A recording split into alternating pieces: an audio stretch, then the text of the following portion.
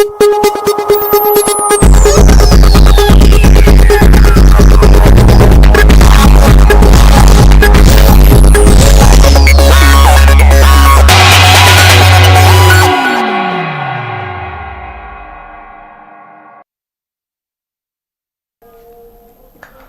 very good evening. Northeast window ki dialogue swimming tabir punong po han bamak tada tong hospital metong bram na punong putaram nok chobolo ne kokno na kurumjari. Ngasi Northeast window na kana ne na binok ta Phougakchao bangasi ki topic new attack at Phougakchao Ikhai hari ba topic asini. Koi ki manipur ki tongan ba koi matam gi oibe issue da kana ne na binok ta Phougakchao ba asum la platform asida ngasi koi kana ne na binok ta Phougakchao ba new attack at Phougakchao Ikhai hari ba topic asida koi tongan ba panelist ahum na saruk ya bigani ahan ba makta da panelist ahum sa kaminga kona na takcha bagi tanja dum tang lojage ahan ba da koi oja BIRENDRA CHABUNGBAM senior journalist ozabo ahan ba da taram nokchari ani subda koi oja SUJATA president IMAGI MEIRA oja SUJATA ba sutaram nokchari ahum subda koi oja ASANG KASAR social activist oja ASANG KASAR hojik koi lambi da on the way lambi da leire mag yoshulani masigi da makta miyamna miyeng tabiri ba khoi puna manang bigani ngasi khoi gi Phougakchao ba topic new attack at Phougakchao Ikhai hari ba topic khoi gi ngarang ma khoi gi torbung kangbai Phougakchao Ikhai da akan ba mawong da kuki militant sing na nongmai amadi bom kaptharak tana khoi landara khre masi ngahan tang taraga mangang da IDP sing khoi gi torbung da leiba IDP sing mayum da hanjin khibada ngairi hek hanjin khibaga hari ba attack asi chatharak khibane duga handakta tang taraga marida Delhi gi high command na wari sanagani haidana khoi gi BJP gi legislature sing kau khraga masida popular government ama semba yana leire habagi expectation ama da yamna wangna chatkibane dubu high command pirakpa khoi gi order haigadra pirakpa warol na mu leiriba khoi gi chahi ani ga tha tangkhai chahi ani makhai hena hariba thoiba conflict asigi waroshin ama purak pangam dadana peace restore to wangam dadana leibak sida law and order kairaga leibasi hana peace porako duga government formation tawgani habagi warol su thamaki adompu hariba thodok singi marak asida IDP sing tang taraga manga sida hariba khogi torbung the leiba IDP sing chahi ani henam masa gi mayum thado ba matung masi changba yare haidana hek changbaga nongan baga hairiba si attack asi Phougakchao Ikhai de attack asi chatharakibani maduda natana hairiba attack asi koigi DGP Rajiv Singh na Sisipur chatuna koigi police amadi security force sing da koigi security gi review meeting am su chathaki hairi masi he hairiba review meeting si he chathaki baga hairiba attack si su chatharakpani haibagi statement ama su phangli adumapu hairiba ngasi koigi Phougakchao Ikhai da chatharaiba attack sina maram oirakanda akoi hojik leiriba president rule leibana maram oirakanda hanagi hatna shunaba dudi khara khajik makti hantharaga leiri adumapo hojik amu attack chatharak pasina maram oirakanda kari masigi tongan ba negative oiba impact lakpa yabage haibising matang da koi khanani ne nabugidam ta haiba topic asi Phougakchao ba topic asi ga mari leina na ihan ba mari leina ba wahang se koi gi oja BIRENDRA CHABUNGBAM da lakchage oja BIRENDRA da lakchani mo ba phamji oja haiba hojik ai hak na su panjaba ni tang taraga manga da IDP sing masa gi mayum da chahi ani ga makhai hena leiruda ba matung changba yare haidana changba hek nongan baga hairiba attack se mu chathare aduga DGP na hairiba ko gi Sisipur da chatuna hairiba ko police amati security forces singa security review meeting am hek chathabaga hairiba attack si chatharak pani hari nakal amarom da namuk shanti purakpagi wari emasu high command sing na thamlagli hairiba sing siga thoglai basing siga haidi kari maram gi damakta makhoina amuk attack tawra ibano karamba makhoi taseng na makhoina taliba demand separate administration ji sungphang phangaroi habagi thajabadu makhoina ninglam liba manglan du kitang nathaina madu phangaroi habagi akiba leirakpagi oigedra makhoina mu provoke tawraki maram se oja BIRENDRA gi point of view da oja si kari kamaina thambe jang thambi anchor bo Phougakchao laibak thi bai beduni ngarang si yamna thajadana matam sangna nomai gi makhon taru draba bong gi makhon taru draba matungda ngarang midang si khanghaudana hariba torbung gram panchayat ki lekai ani dugi jaga da thokre yamna ngakpa mana be mana hangbiri badu separate administration si makoi gi wakhanda national gi leaders sing na makoi go totana unaba matamda keno ga OBI UPF ko OBI elected representatives sing ga unaba OBI Delhi do unaba matamda moita si hanjana very repeatedly ko oftenly it is reminded to them yariba makai noina separate administration gi manglan si di mangdaba phai habasi hanjana it was noticed to them makoi the thamma bane ko aduda aina thamjaning gi base makoi si am irritating oiba male matning thauka ba nimita hojiki mafam duda sabal lekai hari mafam sida khongjale akoi ngasi sasarure thodok thopam maduda ayukta gi hauna sasarubani ontok pa phibam mamani le horibasi makoi na yaningdri basi mafam duda akoi gi missing sangsala ga leibase makoi na suknya yaningde habane that means akoi na ayamba mafam changba yade hariba mafam chingsida koina changjan laga sum leisalak pasida mogi separate administration gi wakhalon se mogi asa se mami sum khraga samak padong toba madudagi moina pelak taba mayam ama leidana ngarang gi thodok si tholak pa oiram gani haidana khalli ko luri badi ngarang thodok thoibasi kangbai Phougakchao Ikhai hariba sigi thong macha ama lei thong masajida police leire 19 Gerwal regiment leire ani sige checkpoint leire khitang kumdaraga kangbai bazar jida 19 Gerwal regiment si leire adu he lanthokpaga BSF ki kano company amasu market set amada leire hek leiri badugi dagi meter ikan kanadaba mafam amadagi soroke tainaba maning dagi ne makoina kapa ise koina nga isi 19 Gerwal regiment su leire BSF su border security force su leire adudagi amuk 37 Assam rifles su muk leire security na khurak hangdan leire ba district administration na su red zone na laukthoktana aidi lambi haidi ba lekai ani dugi phawdok phawjin yaba lambi phawbada makogi company si thamdana ngak sen bagi thabak si adonki matik kanna paikhali bane ba paikhali ba marak tuda karamaina nongmai se kaphala ibno ba yes akogi ngarangi thodok thokpaduda akogi pakhatana nungdang go oisalakpanina karibu thoga dagi haidana mipaidana akogi social media da angang singna ka thagalakpaduda makoina thagalakpadu yam nungaite tasing nomai kapna banate ngarang gi si akogi site gi sukap kapte moina ngarang haibadu nomai kapsal e haigadabane ba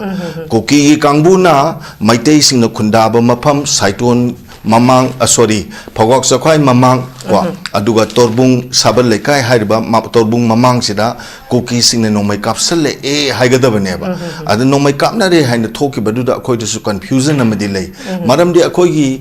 matam amada khun ngak paina leramba punamak sing dudi masa na season ramba amma tawbo sing si yanaba magi makhada sarkar da loina ma patient na dana leigramnina makoni nomai kapa asu khut hanbina bisi kaimta leite hairiba ko aduna makoina ngarang nomai du akam leitana kapa bom si ma laikai du da leramba isini nauk sing da koina hangbada bom ahum di pokai bom di yami bom tarit ni hari bom di yami maybe more than 7 also maram di SP masala additional SP masala aga hoji koi thi hori bane ba ko karai da kari lege hai badugi chithan andaba ama mase kasin koya da setna faktana loina thi hori bani aduni hojik ta hori ba phibam se aduda moina bom duna taraga pokhari ba mafam du labuk mayai ne ba kapa iba mafam du moina kapa iba mafam du dagi step khara mamang da sangsala ga kapa magadi ngasai gi yumlak ta taya ba mi si ne ba soidana maram di bom duna pokhari se ko moina tawre aduke matik sakti le ba bom amadi oire akoina lightning ba point potiko president rule se had already been implemented in Manipur enforced already neba yes Chingdadi President rule say later brother. Yes. President rule si tampak kakta da maitegi area kakta da chatna badong na tobra. चिंग दी सुच चटना दबराबा चिंगी मीसिंग सिना तौरगना करिगुम मखल की मचेद अमता हाइदबा border security force का कापाई दुग मफम दुग सु कसु यामना लापनबा मफम नते होय commando ना खुदक्तुदा मोगी गाड़ी अनि अहुम चंगजलागा खुद हंदे हाबदु कमांडो गिदी लिमिटेशन खर लेय बेबेमा करिनो हाइता दि मोइद काउंटर इंसर्जेंसी दा आयाम बट लोइनमक पावर्स एक्सरसाइज तौगदबनिना कन्वेंशनल ओइबसिंग सिददी मखोगिसु करि हाइनी उपाय लेजदब खर लेयबा मोइ चंगे हाइदनसु हेक्ता खुद हनबसी यादब खर दि लेय तौगदबु सेंट्रल सिक्योरिटी फोर्स लेरिबसिंग दुदी करि दोबुगी Tumin लेरिबनो हाबनेबा अखोइना President rule thamme President rule thammaga di chaman implement obiyoba strict oyoba let it be in the hill area also in the plain area also ching the tobu matam nana nupi mayam hodana rally chalasu police na ngak selaga security forcing sin ngak selaga hexatpa akoi sing sida khogi tampak tana impal do oiro moirang do oiro thobal do oiro kakching do oiro adagi kaithel sorry yangang pupi do oiro adagi dolai thapi do oiro nupi angang sing na karigumba pen de bam ki kholau lau dana kari rally ma chalak pataragasu ekta kari haini ngaingam dabadong tiar gas caption ba phu ba chaiba PR se akoi tampak ta di leibadong tawe ching de di aina hygienic bi isam samna PR se president rule se it seems supporting cookie kangbu de support tawbadong tawe ba ko adiki am laksaning ba wafam am leba hoi president rules ji command तौद Lakhari no president rule सी मतम ममद popular government लेरंबा अखोगी मिहुतना chief minister ना लेंगाक शासन तौरंबदु करिगुंबा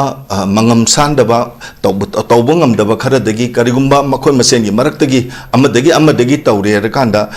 सरकार से उठाईगी दना president rule से लाए president rule लाक पाई से BJP ने सेंटर दसु बीजेपी लेरे मणिपुर दसु बीजेपी लेरे बीजेपी सरकार से मुतना बगी रिप्लेसमेंट ओइबा गवर्नमेंट अमनेबको फरे अदुसो मु ओइरोबा अदुतादी मतमदुदा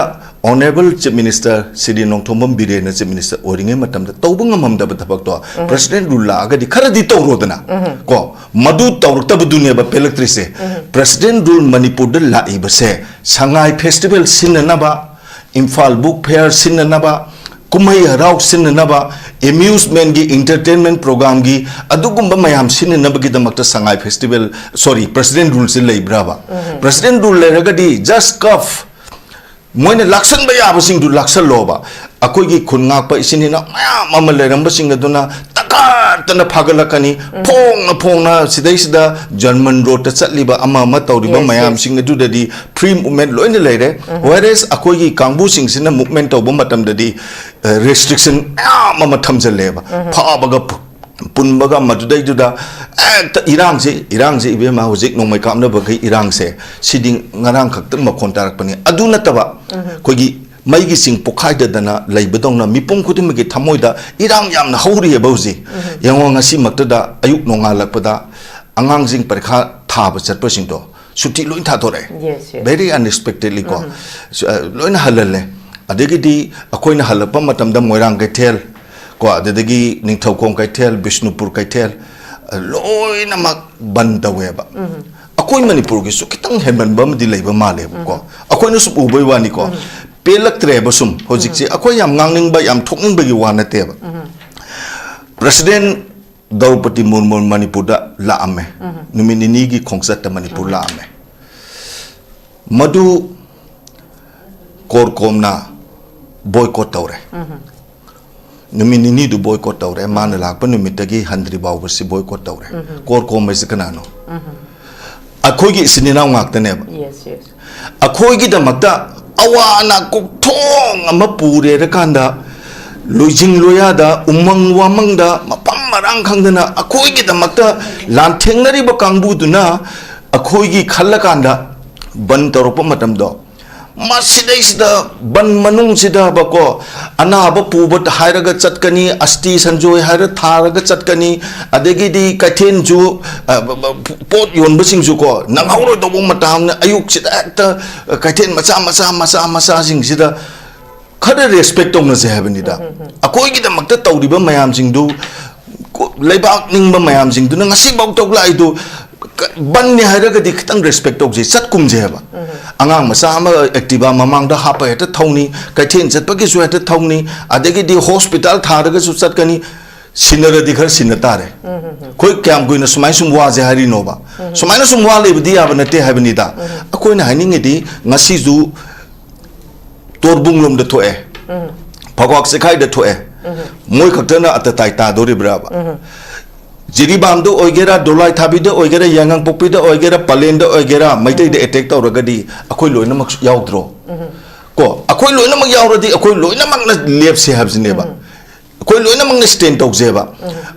maikai amadana pura khuntak lan sibaga chap manare akut pada leithon ba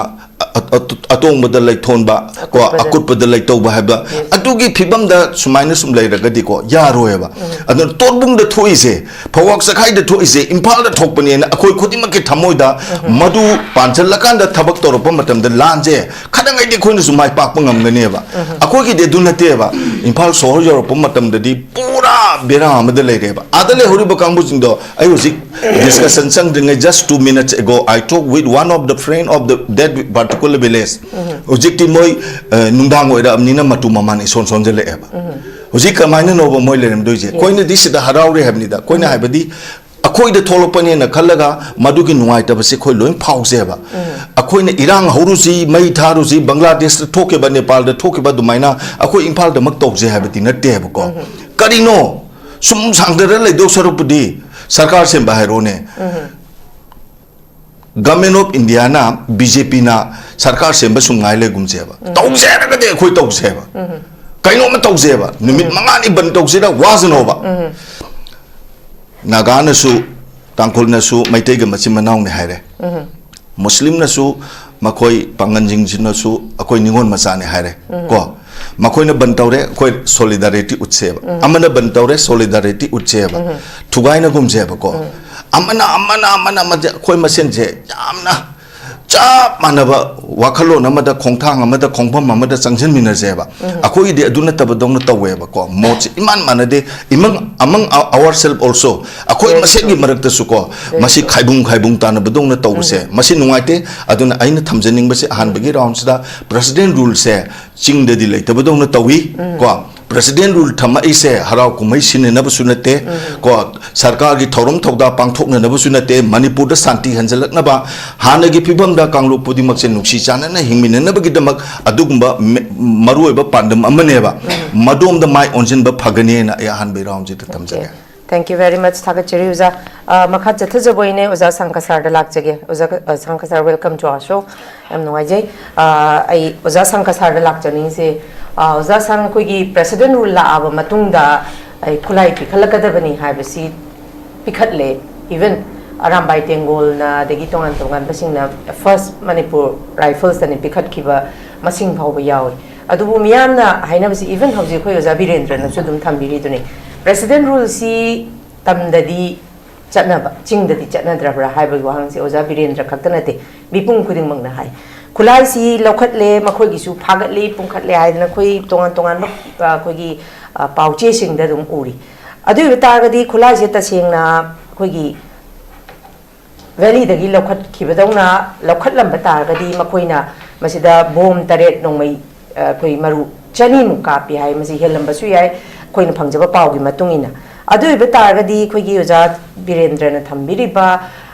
khoi gi president rule si akoi belly khatangda aduga chingda di chatna da ba mali habisi yamna chumbagi mami makhak lakpa sigi matang si dadi Uza Sang gi moche kari kamai thambini hoi adu maina haiba yai mayamna su haina ba yai ko hainari chumi yengbada balance oidaba mayam di thene bu ko adu bo akoina khangadabadi akoina laksaningbadi Ojek Manipur da talk liba issue se highly politicized tau kriaba politics tau kriaba ana politicized tau rabane na politics da mina lan tarar de akhoi politics tau batai madu akhoi gi site ta haiba tare ko madu gi do khara son bagi haibra madu gi wat bagira adu gi da ne kep lei pase aduna yes hujik yengba da haibadu chumena na hangli badu ko yenglak pa kanda de dumaina uwe ba but madu karmaina torok pano haibado ngasai issue ama conflict ama thokrabane na madu ki politics torok padu da meina politicize kana toraga policy diplomatic karino mayam do henjalak pagi henkibadegi adusu ngamlak pane aba aduna ngasai politics da ngamlak pa pese hore war da ngamlak ka tabane aba economic da helak pa ise war da ngamlak ka tabane aba hore losim pangal da system da policy da helak pa ise adusu war ngamga tabane aba oje manipur sibu issue kari amata machane akhoi ki adu government na tawbide na demand tawbo protest tawbo issue na te openly cookie sing na separate administration akhoi di adu peter di aro ase mla tara na su phon thokre che oina su pisale oi gi hairi ba cookie jo council na su lauro e cookie mayam na lauro ga dum leire adu iradi agenda do demand do akhoi khangrabra natrabra haiba khangraba natrabra haiba ko khangre ba adu mi di hojik maite ga akhoi subum pulai leimina roi akhoi di manipur de gi tawna separate administration pidri phoba akhoi di karimat negotiate tawroi psu pamde adu tawgani hena mi gi political stand ne habase political stand ama tawra changkhraga madu gi potu taninga mi ne politics tawra pudubu akhoi na sum hanjen ja hairaga dum yenglaga akhoi masenga naraga akhoi maseng chainaraga leibado madu di akhoi gi witness ne haba dona hoji haibudu di amnu chumi ado hojik ti politics se geopolitics yang da akhoi se kadai de le india da hoji center government da karamba government pairi karamba party na pai adu leire manipur da karmai na oiri haibase asi loina connection taweba adu di cookie singna moi ki demand du taninga ki damakta politics tawraga police ama puthoraga bargain tawgera police kaino pursue tawgera whatever center dasu sidasu tawrakpagi moi ki site chakhiba natra haiba ko aduna politics mean hairaga chakhiba site chakhiba dudi akhoisu madu ki result do reply do piba taiba akhoina sauraga madu ki pandam do akhoina phangada nate ba jaina kana sauraga madu kana nate ba adurdi moina adu tawrode akhoina kari tawsira moina adu tawrode akhoina kari tawgani haiba potse akhoina madu sana khide haba dona hojik phaboda cookie singdi unitedly mla tara se lepe marana party oibe party na kawbde gi adabe gi pulle habwani adubu ngarang khudakta upf na jo cookie council na cookie gi human rights ko organization na moi adu yawbu yaroi tawbu yaroi haibase adum moi gi openly adum phonge aduga ngasai akhoina pawdo tab kanda any cookie mla amana government semlaga moi ki solution se pidringe da burak dinge da madu semba yawrodi moi kari thokpara moi yu malaibe abra yadabra haibagi akhoi su pawso mu phange aba sumaina tawra laktana ngasi phawbada government leadinge da su aduga government thadokra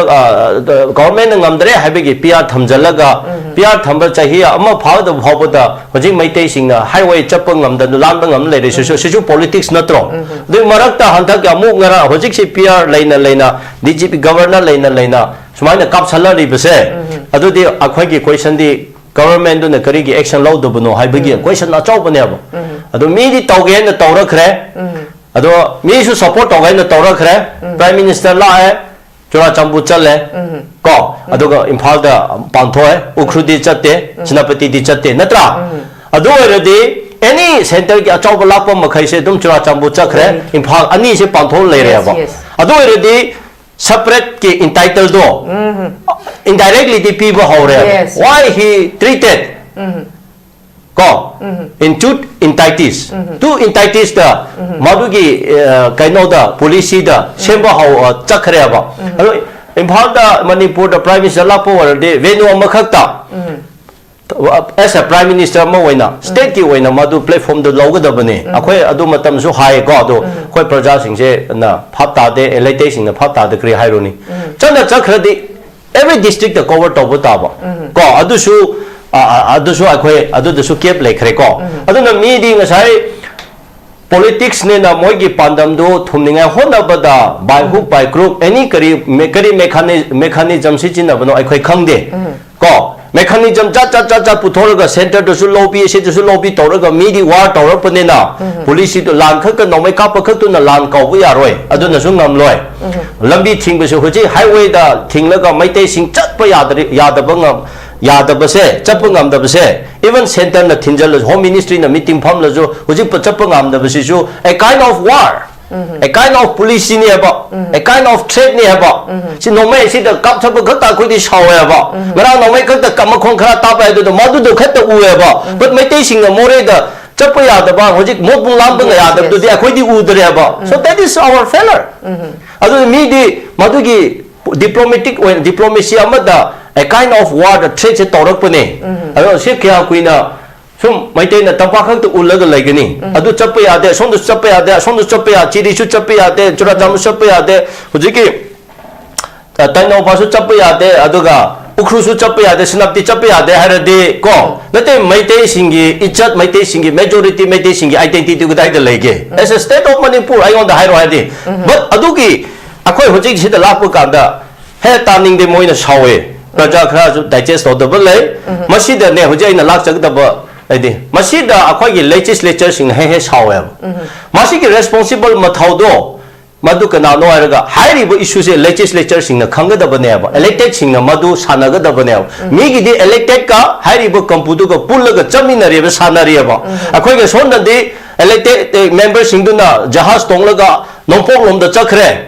ko akhoi gi se so sing sina songi maike ama da chakre praja sing sina som da more lom da chakre ba akhoi gi di samna dare ba mi gi di pulap chatro pulap chali ba aduna ne ba politics haiba do policing am do aduna sidi mi chang di change haiba do di ure ba karamai na chang hibno haiba do di akhoi na thijan ga da ba ne so masai gi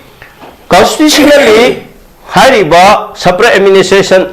pigrani haibase kanana pigadabano ama pigadabno haisidi government of India na constitutionally magi adu hojik hariba PR lengak leibani government decision lobani DGP na act tawdabani governor gi witness ni center na home ministry na haibadi gini haiba mayam se ai nangdi micham ne lawbadi ai as a praja ma waina lawbo wani but aina legitimate person authority na te ba constitutionally thenagadabodo akhoi elected singsi layaba other party desu mukadabodo madugi channel am layaba ko aro leader singduda adumaina hojik MLA singse moigi right laite power laite habanate ba still they are MLAs yes they are enjoying getting all the facilities only rule ki constitution article 356 ki matungina suspended suspension animation thame haibo wani moi MLA moi voice lady ba so they can moi na governor da ko chief secretary da state authority PR ki kaino singsi da phajana phap ta han ba ya ba moi di connect leiba ya ba moi Delhi da chalaga home ministry unaba minister unaba ya ba aduna madu ki potu da lakpane adu mayam do akhoi di haigada mi du na haida ba tawgada mi du na tawda ba ngangada mi du na ngangda ba lawgada mi du na lawda na tawan ba mi ama mina sakhang da ba nataga channel su chum da ba out of box ta illegal ta han khre ba ngaje madam sujata na su mayam ngang ngai ju akhoi ji illegal ta hal le ba akhoi ji illegal ta ba gi akhoi de seran taran na ko ona tainab da pha ge na mayam tawra khra ba ne ba adu di phare achumudu kana na ngang bigini adu de sonda di madu ngang ba ya de akhoi na ngang ni su saure akhoi na ngang su moi support taw de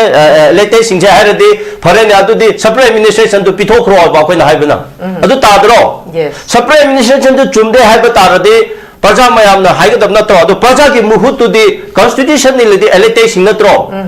we have given them our mandate akhoi ki mandate je moi ne puro chap na tro adu MLA ama na ngang ba ise population 50,000 gi water 30,000 gi mana mandate to pura chap na tro adu ade akhoi MLA kya 60 lere pare naga gi duna issue tongan bane ba naga tara du thamlam se kuki gi tara di chap chap level ga separate administration period ne lekre adu di very maite gi 40 MLA level se kadai the stand tori ge kadai the chali ge ba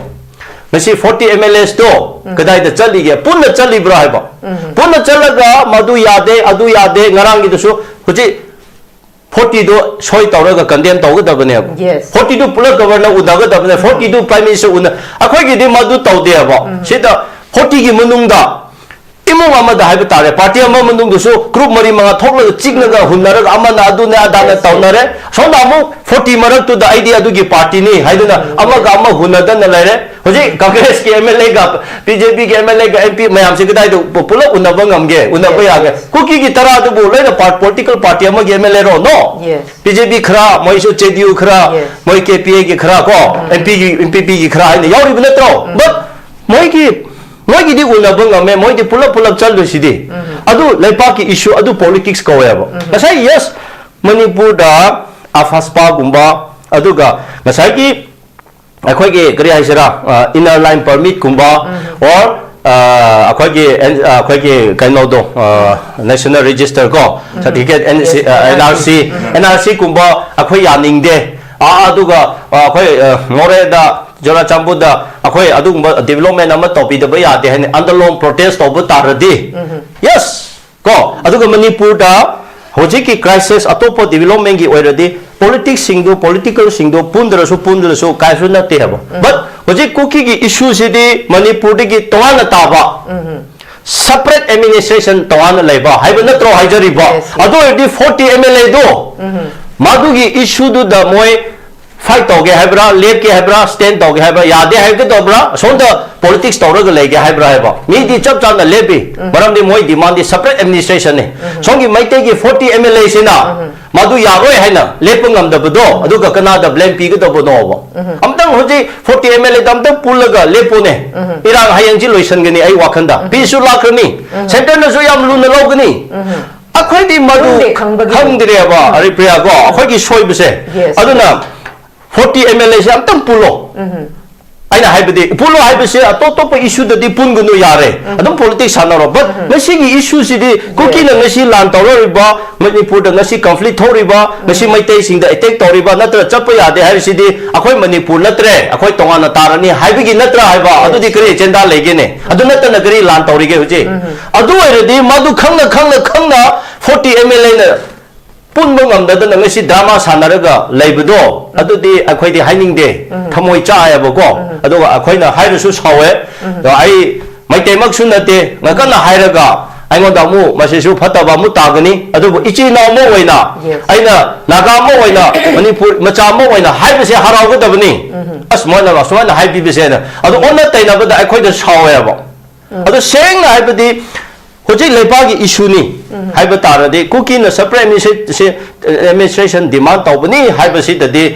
maite MLA mayam do amubo oigera white oigera asanba party oigera angawbo party oigera punamak to akhoi Manipur kaibe yaro haradi lepkada natro haiba lepte haiba masigi leptabadegi united oitabadegi advantage to masi center na low way about madu akhoi na khang de ba masi PR da su governor na su adugi advantage low way ba kuki na su adugi advantage low way ba adu nang review meeting phame DGP na ko he phamla nonga ahing da oina bom thadare nomai kap thare adu eredi government da su moi mirai na ba natro thau sada ba usit thawai da ba natro adu na takpudi moi center gi mo allow de state gi mo allow de akhoi gi area de tawning ma taw ba akhoi tawroni adu kana na tawholi no haibdi kana na tawhon ba adu di hoje yeng ba kan de ojan haibdu di moi mi chang chang ba kum na di u ya ba but amaram da si mi chang chang ba na te ba politically moi changsalak advantage like progress like it is a progress, it is a develop. Si develop like na low ba. Adu lom da akhoi se. Low de adu ga ngarang dahan Delhi da party BJP ke party mayam MLA mayam du kauraga meeting phame hai ka da hek masya mu hawra khre mamang da su kauraga ma challe do et irang ma thopa Delhi da meeting tum pham khre di adu di kaino ma thok khre ba adu er center na hoji kari khali BJP ne kari khali ko asi adu na tak pani ngarang BJP kuki MLA jog MLA khra ga maite ga phamina re haibagi madu yade haibagi utpusu amane haina khoi lobu yai ani subada government se lag dore haiba kanda government gi la de maite gi dikhra advantage le moi di disadvantage le haibagi narrative fama propaganda su dum tori go aduna government se yaradi lakta ningai masi PR mo extend taw ningai madugi politics hanabasu kana na khang ase akhoi yamna chine yaba but aina haining bade adu nama were adu moi gi very clear stand do de akhoi na uba kanda akhoi na kaino mi gi powder lobu kanda maru mapan khamba kanda mohoi na paper the statement tholiba kanda de masai moi gi stand do phangdri phawba akhoi de yaroi haibagi stand the lepane ba adu thukai ga do maite na nate ne naga na nate ne hoi mai tai na thugai de bo mong da du government ane ne but government hai ga de representative mandate to MLA sing du ne ne akhoi MLA sing na di ma ching du ka dre hojing ma wa social media da ma phange hoje haye ꯑꯩꯈꯣꯏꯒꯤ ꯃꯥꯂꯦꯝ ꯊꯣꯡꯉꯝ ꯃꯩꯇꯩ ꯁꯥꯏꯀ꯭ꯂꯤꯁꯇꯣ ꯃꯥ ꯂꯥꯛꯀꯅꯤ ꯍꯥꯏꯕꯗꯨꯗ ꯀꯥꯡꯄꯣꯛꯄꯤꯁꯤꯗ ꯂꯥꯡꯕ ꯌꯥꯔꯣꯏ ꯍꯥꯏꯅ ꯀꯣꯔꯠꯇꯨꯅ ꯍꯧꯖꯤꯛ ꯑꯀꯟꯕ ꯑꯃ ꯊꯣꯛꯈ꯭ꯔꯦꯕ ꯑꯗꯨꯗꯤ ꯂꯨꯗ꯭ꯔꯣ ꯑꯗꯨ ꯑꯣꯏꯔꯗꯤ ꯀꯗꯥꯏꯗ ꯑꯩꯈꯣꯏꯒꯤ government du kadai da lege political party pull hai du kadai da punge BJP labor du kadai da lege congress da di pull hai du kadai da punge so mai afak Delhi da chalaga congress ki MLA khara ka kuki MLA ka maite khara ka pull ga achau bu da unaba da di pun bu sa na mingon da ulli ba BJP so du mangai ba ro son da lapo kan da di asai kaino da Delhi da pun ba kuki du so asi kampopi europe kan da di maite chang ba ya ra mo haw re ba wari ne go adu sigi se kuki gi jo council MLA kanamat na condemn kari gi tawde mi ama chumna cyclist magi professional ma waina tour chapudu bo ko swaina magi changba yaroi haibudu di kampopi si bu moi gi khaktaro sisu loan yaroi do pot ne ba aduna takpadi pura supersede tawkhre moina overtake se tawkhre ba fadana overtake tawre adu masi haiga da thinga da madu action lawu da du kanano airega government ne ba ngarang hojiki kangbai da Phougakchao da kapsale khole abdu akhoi na heta chalaga madu phaba yabro action lawu yabro adu lawu du government na natro adu ngasi PR ni hoji 24 hours sugu dawre go kari tawraga le culprit amda pharo ne akhoi da mu culprit phara action lawu su leite ada aingon da hairo di politics se thina moina advance hoina advantage yamna advance hoina chatpa kumna progress hoina chatpa kumna lai aduna center da su moina lobby helpne na center su moigi market da lepu kumna su tum uwe project state da su adumaina uwe ukhibudu migi united oiba aduga migi hotna chaba migi police amada migi stand magi agenda da stand tawra thaba tawrapagi mahaidu tamna project se akhoi separate oi officially declare to de haibu wane separate ki mong da tawkhre ne yo moi ki mi mayam imphal da lakta na tolop chari ja sisu akhoi nei na da ya de moi ki employee mayam se so chabu da kampopi da laiba more da tenopa laiba mayam employee mayam se mani imphal da sula lakta da tolop chari contract tawri bill lo thokri due tawri ajo what is this I di phap ta de si phap ta de aduga moi mafam da changba ya da mayang singkhak da thammi kari no ne ko sisu akhoi nei na da ya de adu already tapna ngasai na haitu to entities people mong da state se da go aduga central government gi any leader wegera officer wegera ministry gi ochaubo wega la po khuding se ifal chura chambu haina go ani se khaidor ga chakre ba so this is something behind the screen aduga aina haining bi legislature sing united we biro aduga asigi issue da di yade hairadi amata oina leblaga governor da oigera home minister da oigera prime minister da oigera president da oigera 40 MLA pull up oina adu nagasu council yaradi ko alwaina pull up oina chalaga adu lead to the 40 MLA du na lead to buta ba adu asida aikhoi gi solution se leirabra haina lowe adu ngasai mina nomai kap sele bom lan sele na khoi mina nomai la lo ga lei da banate mina nomai kap la de bom lan sele de akhoi su kari na defense tawdra ha bata sida khoi gi ozana budi hari ba khoi gi mitei gi legislature sing si chatlaga unaba matam adu makhoi high command hai bai wani hanju khoi gi hana gi former chief minister na hairam basi likely to be form a new government hairam bani handa gi kauri ba meeting si dina adumakta makoina khallu basiga expectation ji maduda su dum makogi north east ki coordinator sabit patra ga BL Satos khatane ba Amit Shah unaba phangde prime minister unaba phangde prime minister gi appointment una haidi decision making da yawda basing si unaba sung phang da basi june ba hina takpadi ozana budi hairi chatlaga su expectation na full 100% da chapkiba ada yawraga na dum haidi decision making da yawda SC tawro CC haiba ngamgada ba makoina unagadra tholakada na khanba miyoi singje sung tholak tabase 40 MLA se irrespective of political party khaidada na ko issue se the oneness oina stand tawraga chaladi wait yam laye haripriya phangani ngamgani unadrasu stand tawraga madugi voice to fajana influence lakani ayu wakhanda ko hoje united li stand tawraga tawrona adu mi di united li moi tawra che thoina edom every kind of the issue the che do dum thona adu united li oina 40 MLA do na BJP ki MLA oina na taba as a Manipur ki state ki legislature oina go prime minister the applause to bu kanda kari ki piroi dab no ne homini jab ke ai di pi gi ne na lowe adu ga ngasai moi leader sing adu da lap da su khoi ki se yam na ne me da haining de da se da na leader khala ele party ki political party ki khakta oina unara ga queue da lep ga adu ne di issue solve to roi no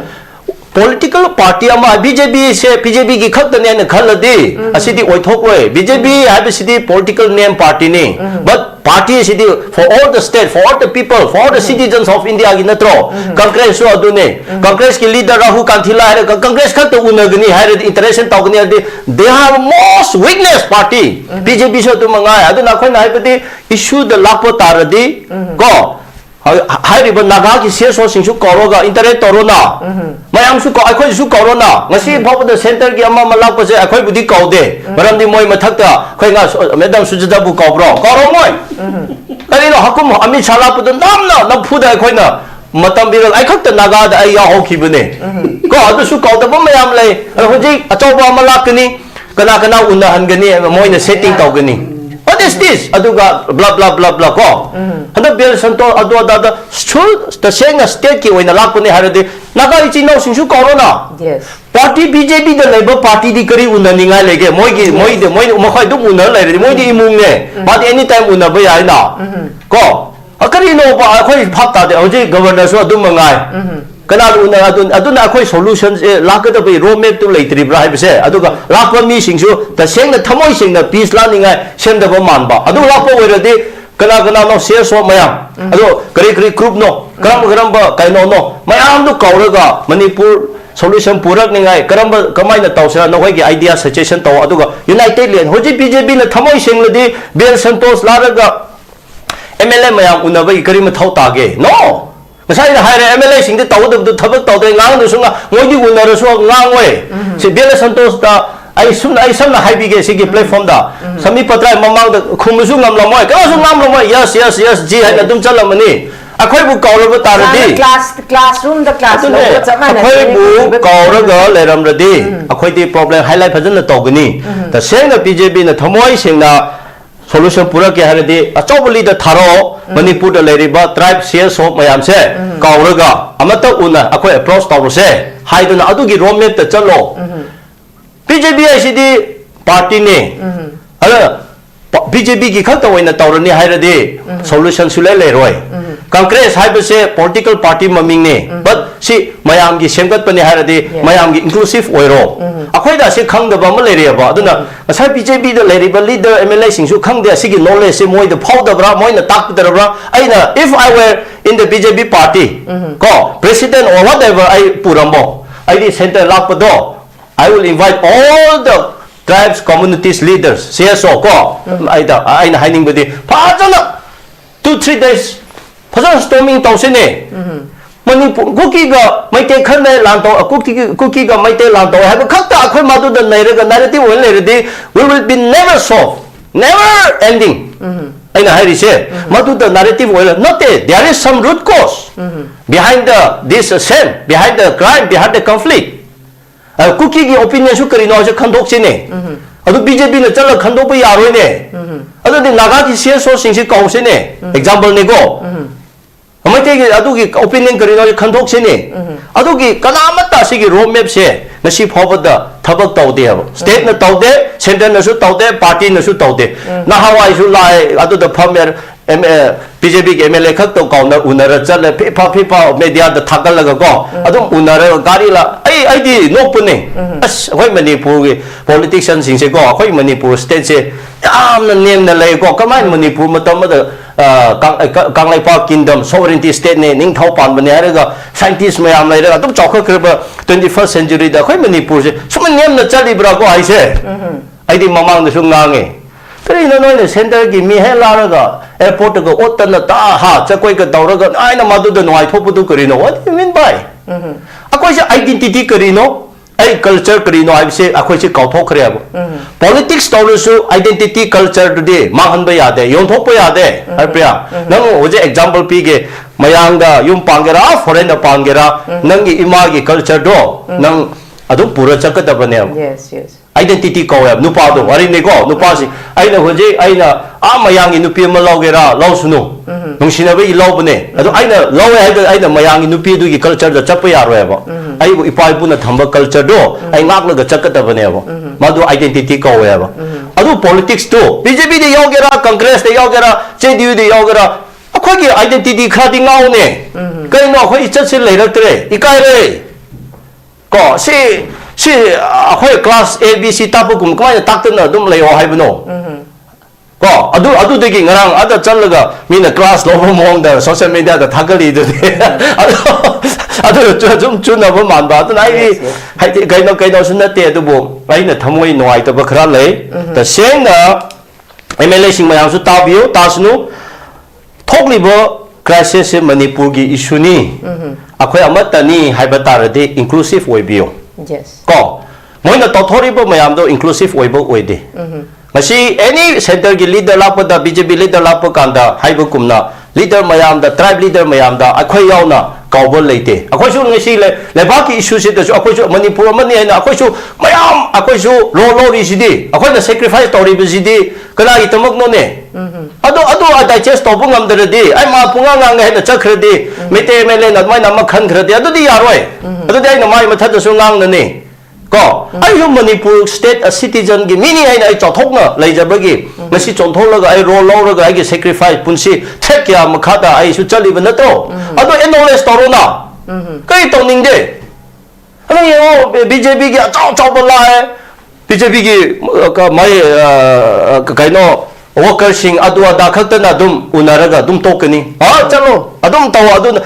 adu gi ne no me he kaplap do adu na to takpati lan sule loikiroi moi formula du khangdri lakpa misu khangde kaurap misu khangde swai da president ne haina party gi achaw ba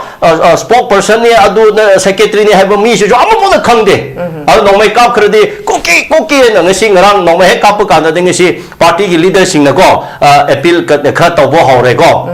landu bu ngasi na khangro ngasi na thopro 3rd May 2023 da horobne hojikti roadmap ama semba targa le roadmap to ado na ngasai cookie gi demand de they are very clear their point is very clear moi the separate administration natredi akhoi di yara roi haire ado eredi madu de kari amu haininga lege abo akhoi gi stand do ado de MLA mayam gi stand to di amata oitro ado da government da takada banatro ado na ojana haibado power le handabado akhoi gi disunity se Yes. Moina uyaba aduna this unity do ubanena politicize party machine da tawna banena moina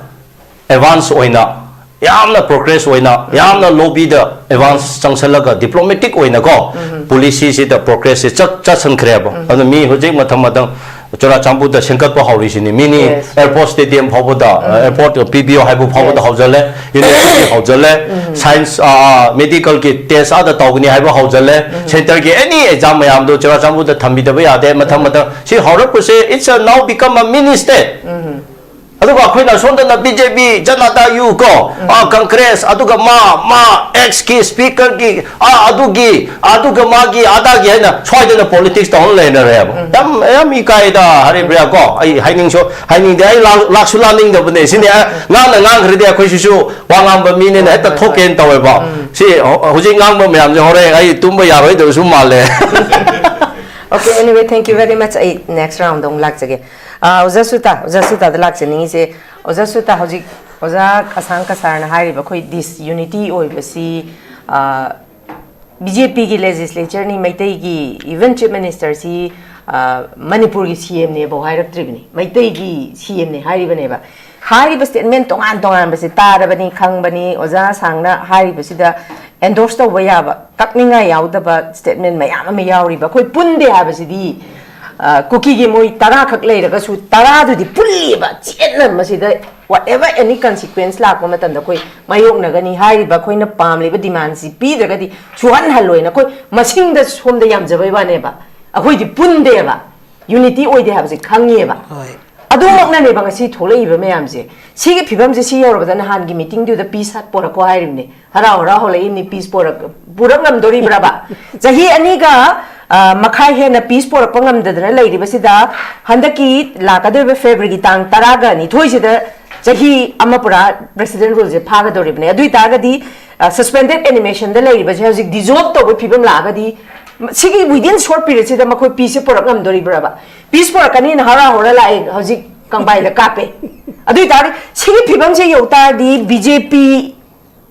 hai basi ki mathakta makoina neglect tawrbanina leiba bakhoi legislature tamgi tampaki legislature singsi congress ki manga je na thaida maseba BJP ki mathakta makhoi kari tawgadori ge makhoi kai dawbang ngamgadori ge adum CM gi phamje munaraga CM gi chapkri je dum ngai da leidori bra haiba question jine ba yam na langnari je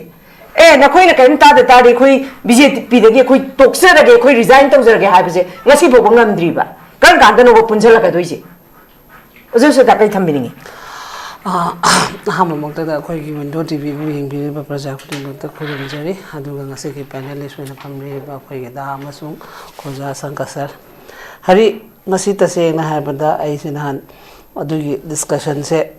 ISTV da su yaw ba da haira ba de parandi nahan gi date 14 gi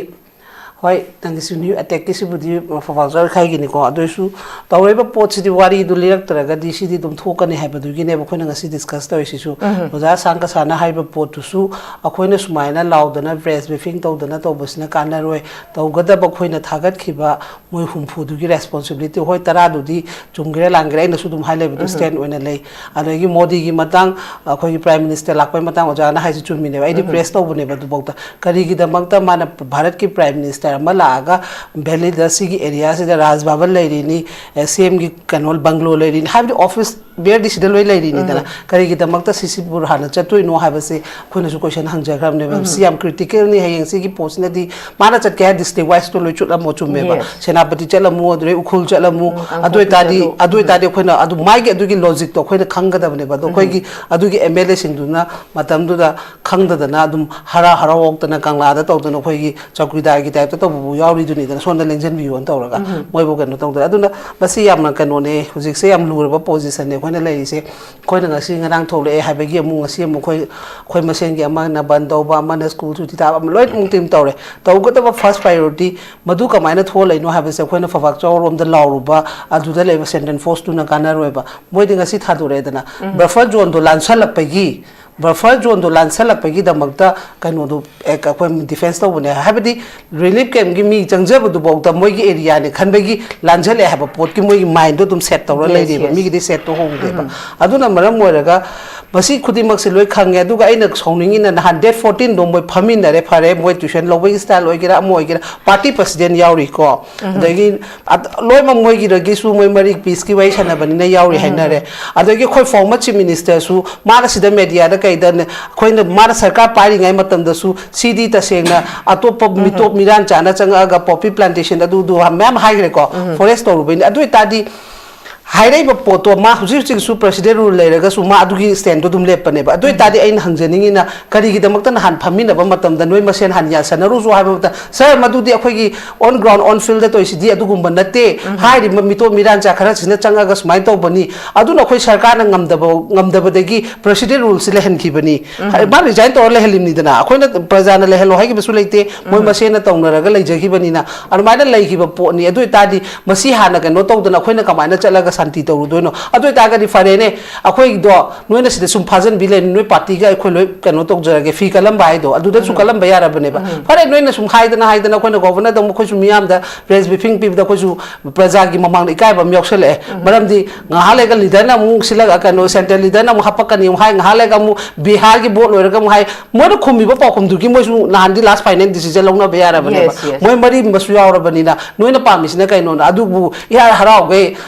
kari January 14 bong ayo hai bra mu viral kati daga di yaw hai ne lai chepi hai bra ja adu ma hai adu ki pot ai di tal moi gi wangang mu oja hai du chumam talle ba khoi di moi ngang ning dare ba ngasi akhoi sungare press taw ri ko governor chairu ya dure ma chairu ba hai ba means taw du se kai gi no president ru le ra khoi di akhoi icha me am du di mai masai gi am sing do matam du surrender taw loi taw moi na kamai taw hu du no kara background de kapthar en madu 5 days ki manung da white paper pi gi dam ne na budi demand tawri tawraga su aina haina khoina tawja ba ha basi di hari chumme ba khoi di boys ne ba akhoi gi waina थागत की बाखोई की voice की leader ओइना फम्बी बा मोइसे boy suspend दा assembly दा मोइ function तौ बुया दा बाने as MLA ओइना दिलाई दिबा ngarang bakta su moi ma'am जे हाउना ए काइनु मसिदी प्रॉब्लम थोलक तारे प्रजा मियाम दा सुमाइ तौ पसिदी हाइदना मोइ गवर्नर उनाना बा सिनदेबा सिनदे को हुजि बौता कनाम ता केम तौ दबने गवर्नर मसा सुंगारे ngasi कोमलागी केनोगी ऑरेंज के कनो फेस्टिवल तौदना खोय यामना नॉर्मल की टाइप ता लोय लेनेबा कैम तो सीरियसली लेने देबा अदुना मीगी अदुना यूनिटी याम लई यूनिटी लेबनिना मीदी लानगेरा चुंगेरा खोय दिलेप खिबसि लेपेना दुम लैखरबनिना सी याम लुबा क्रिटिकल नि सीआईस ता खोयना थेंगनो होदबा तारगदि थेंगनो बा हायना आइनो चोंदो समाय ngang सु ओरोदुनेबा अखोय गी लेरिबा मिहुट नांना दि कांग्रेस तो खरो कांग्रेस गी वाना ते कांग्रेस थम थादो मोबा नत्रगा ऑल पॉलिटिकल पार्टी न तौरोबा को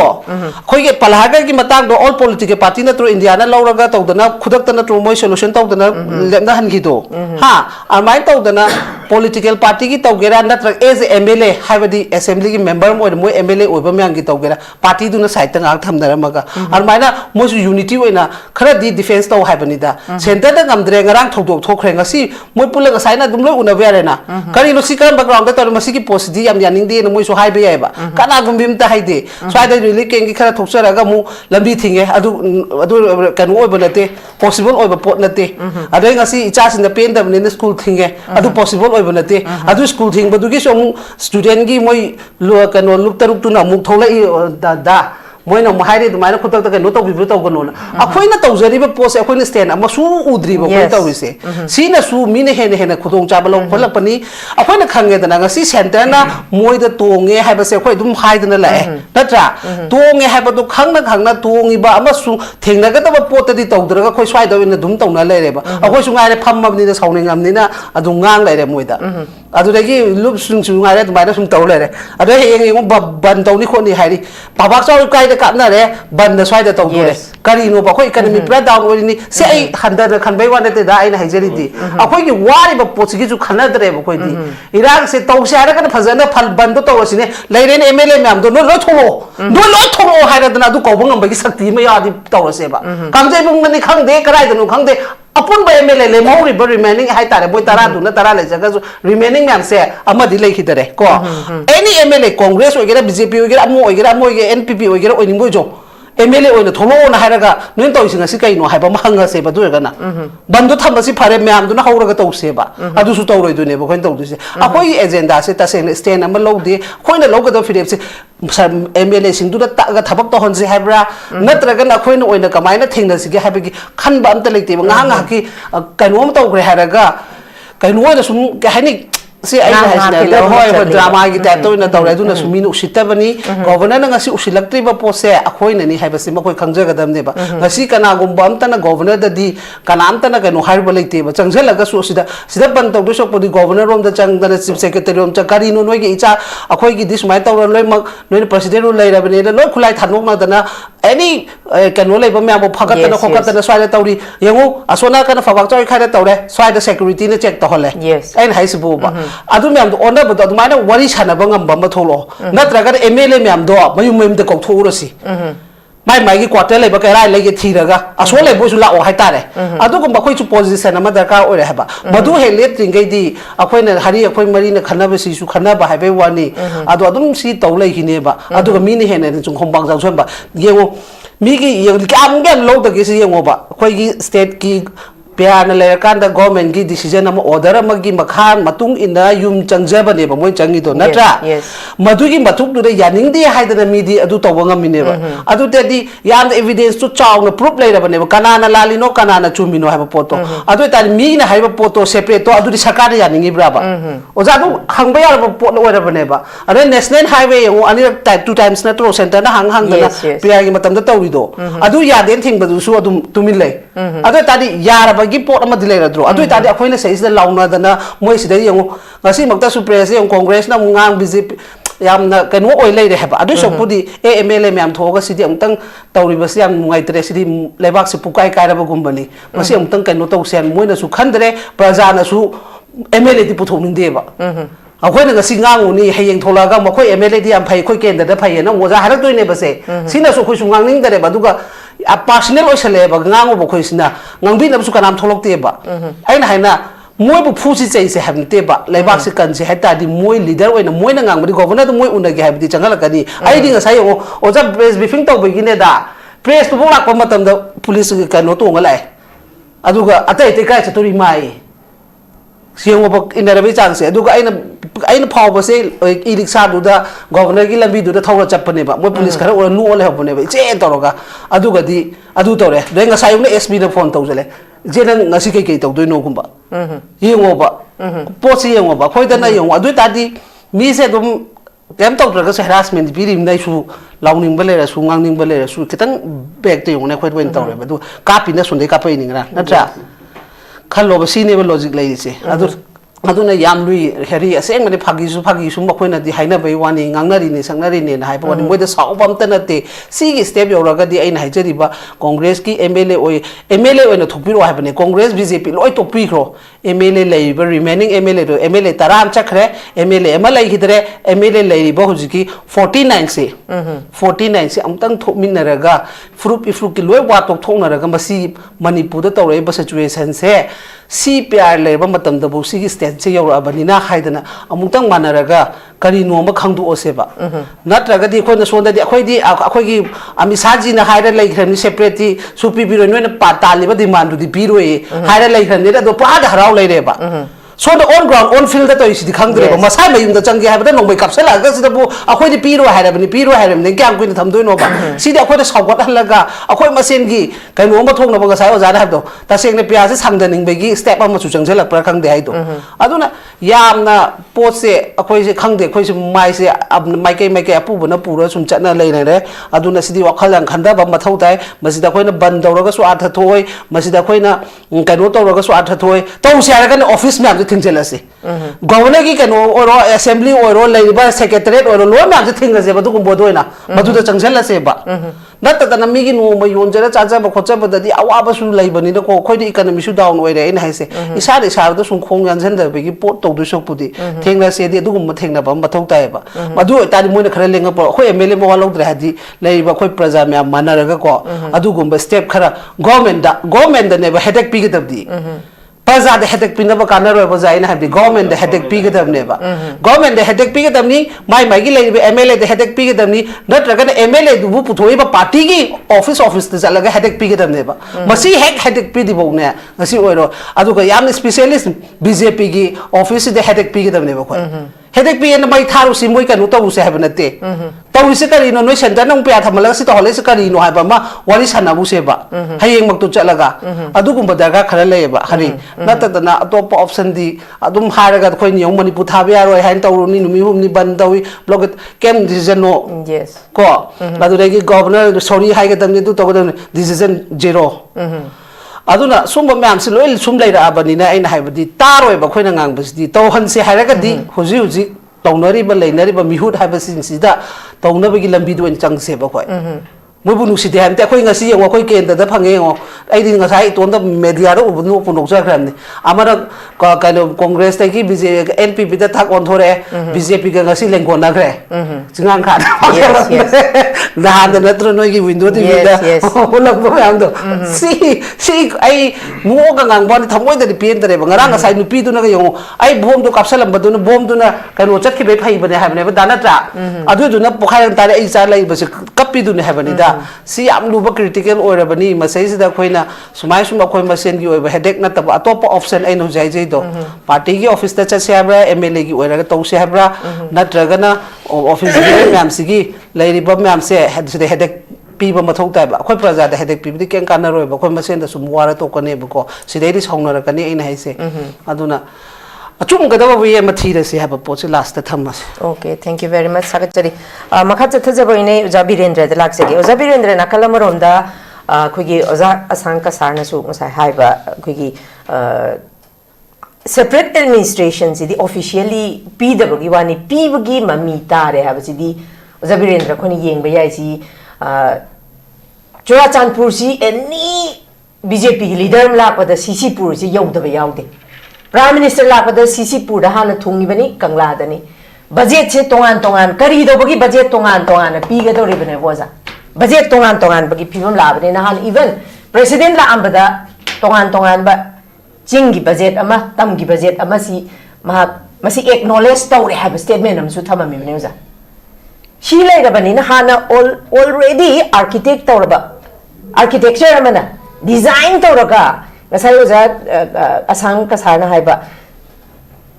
politics study makoina documentic progress laigre makoina documentic development in laigre habase koina somda disunity oringai da mina han greba cookie is a proxy so in a season ya kita so mi the give and take relation makak adum sagadalga laigre ba masibano sigi akiba sila abani na budget ki wafam jo tongan tongan me phibam je la abani na aina oja birendra da laksani ba wahangdi tasengna sigi phibam sidi hauji peace por hana na koi masen yasanara ko aduga government formation di ko na khana si haiba haire adu beta ga di si phibam sida hauji react tawre idp sing changu bada bom kapsele no mai kapsele adu ta ga di matam se sungai boina thintha boina haidi oja birendra koi hill council territory state within the state aduga khogi upai lerak ni koi di peace por o haigi na koi na ngamdabni ngamdrabanina makoi gisu moina taliba demand hill council territory ma aduga nogi government su formation ta holage habasi oja la kadra habagi chingna basi lei khalabri oja kari kamane la kadra ina chingna bagi nate la abani hoji cookie singidi asang na habasi it is very true no doubt yes adugi matik chumme bako moidi option leite option leite banina moidi separate administration is sigi points degi moi atopa amada faina satla roy suppose ai pramana ma haijage aina crime ama tawbo matam dadi police na I pha bi ai ai jail le bi ai dandi phang bi ai whereas aina ethics thugair pa matam dadi maduna pak sanna kaya dano manghalak to se masigi pot se cookie gi MLA taradi makogi praja gi will ji pura chatle yes CSO mayam gi outlaw organization oigera sarkar ga peace talk leiba IDCs fire leiba kangbu oigera moga wari sanaba matam da su praja gi apam se moidi na thaira ga wari sa de praja ji adu ki matik wang na thangat laga praja jingsina khoibu MLA ohelaibu ne habdu khandara kanda always they go with the will of the public people si pura kanda they talk with the center adumain tawraga wari je sayeba hojik 2023 gi 23 sidagi akoina warak pase kaya mu yamna wari maitai khaktagi nati ko cookie na taba jati khudimak sing se loina warabane ba kaya mu yamna warage da yango ko senapati da Leiriba Senapati town Senapati market si Imphal da phangba business ki almost facilities hai Senapati da loi phange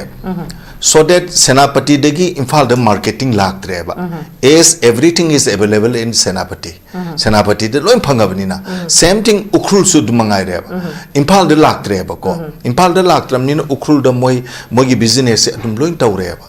adigi Chandel su Kakching da loi na taw reba ko Imphal da business si reba except online khara khak natana business se hiram khudimak ta loi sirabni grocery gi masa kharaga tawriba kholiba se sinatana atai loina maksi sirabane aina hajeninge di economically khoise automatic down salobne kana gumba mana asang oiro aina oiro sujata no oiro if they wish to go to Guwahati moi lising tara maya neba chatkibada puthok toise Delhi dagi Imphal baw lakpase lising yankai tare yankai mapun humpu yoribne ba tangai phadaba athu kai gi de kakpa matam dadi ko si on wanarabane ba wanarakpa matam se masdaista akoina haining iba poti Delhi se puksen khara sengde sidi mayam loi open loirabane ba ko Delhi ne puksen sengdrem na akoi loina makse asangna community gi wana taba maitai gi wana tana akoi loina makse amuktang di bab ta ba di pharabra madu matam du yam thengmalle habane ba ko sumaina sum tawle di yar roi habane ba yengje ba Mahabharata akoi angang ba chaunaba pangkhang da khangbagi mod oina phongdokna badudi khitang di hujik matam sida natabra han khale mahabharat akhang mahi mayam na hai mahabharat ta kurukhetra gi lan si torum dai matam da Sri Krishna na Arjun da hai abako kari hage da Arjun kari gumbanang na nachin naw sing sigi mathakta lam munnabagi lan tawge hairaga di I am not favoring you ko ai nangi de makta michang dile pangamoy ba niti niyom sumdaba sasan namagi mayokta nangna lan tawge hairadi nangi dolai bo ai thoge na hairi bane ba ko akhoi gi nupi lan kari do bagi thokri no ba anirak thengkhang anirak to thokri ni thokri bu cheng khakta gi wana te ba niti niyom sumdaba sasan du ne ba supnam sason du ne ba hojik supnam sason leire khanga bane ba adu khoi ke dau leiri ge habini da ko aduna si ipong phong ababawda broad daylight ta tongning bada tawraba ai khoi gi territory manung ni whatever we want to do akoi na tongning ba tawgani haidana lai thokre madudai dudai action lokhat ka daba sarkar du su remain silent tumin adum lai thoe kana di ware akoi ngai di loin ware ba ko si gi marak sida yengo ba ko sum yengje ba akoi gi manipur gi sanaroi masing khang daba kayana leibak sigi bharat ki boxing do oiro weightlifting do oiro football do oiro hockey do oiro tongan ba discipline me amada bharat ki mingset se manipur na nga ine manipur na pura ine ba mone adudagi dikai dore medal me am lawro ke basing do CRPF to oiro railway do oiro BSF to oiro tongan ba khara da hapchin bigre ne ba sumai tawraga khoise sum tawraga thamme ba hojik atamna na tawge ne yawraga tawri ni sarkar semdri jusu mone semoina semdri ne ba BJP dabu impossible bro there is no any impossible politics to them namang politics ngatani Bihar dagi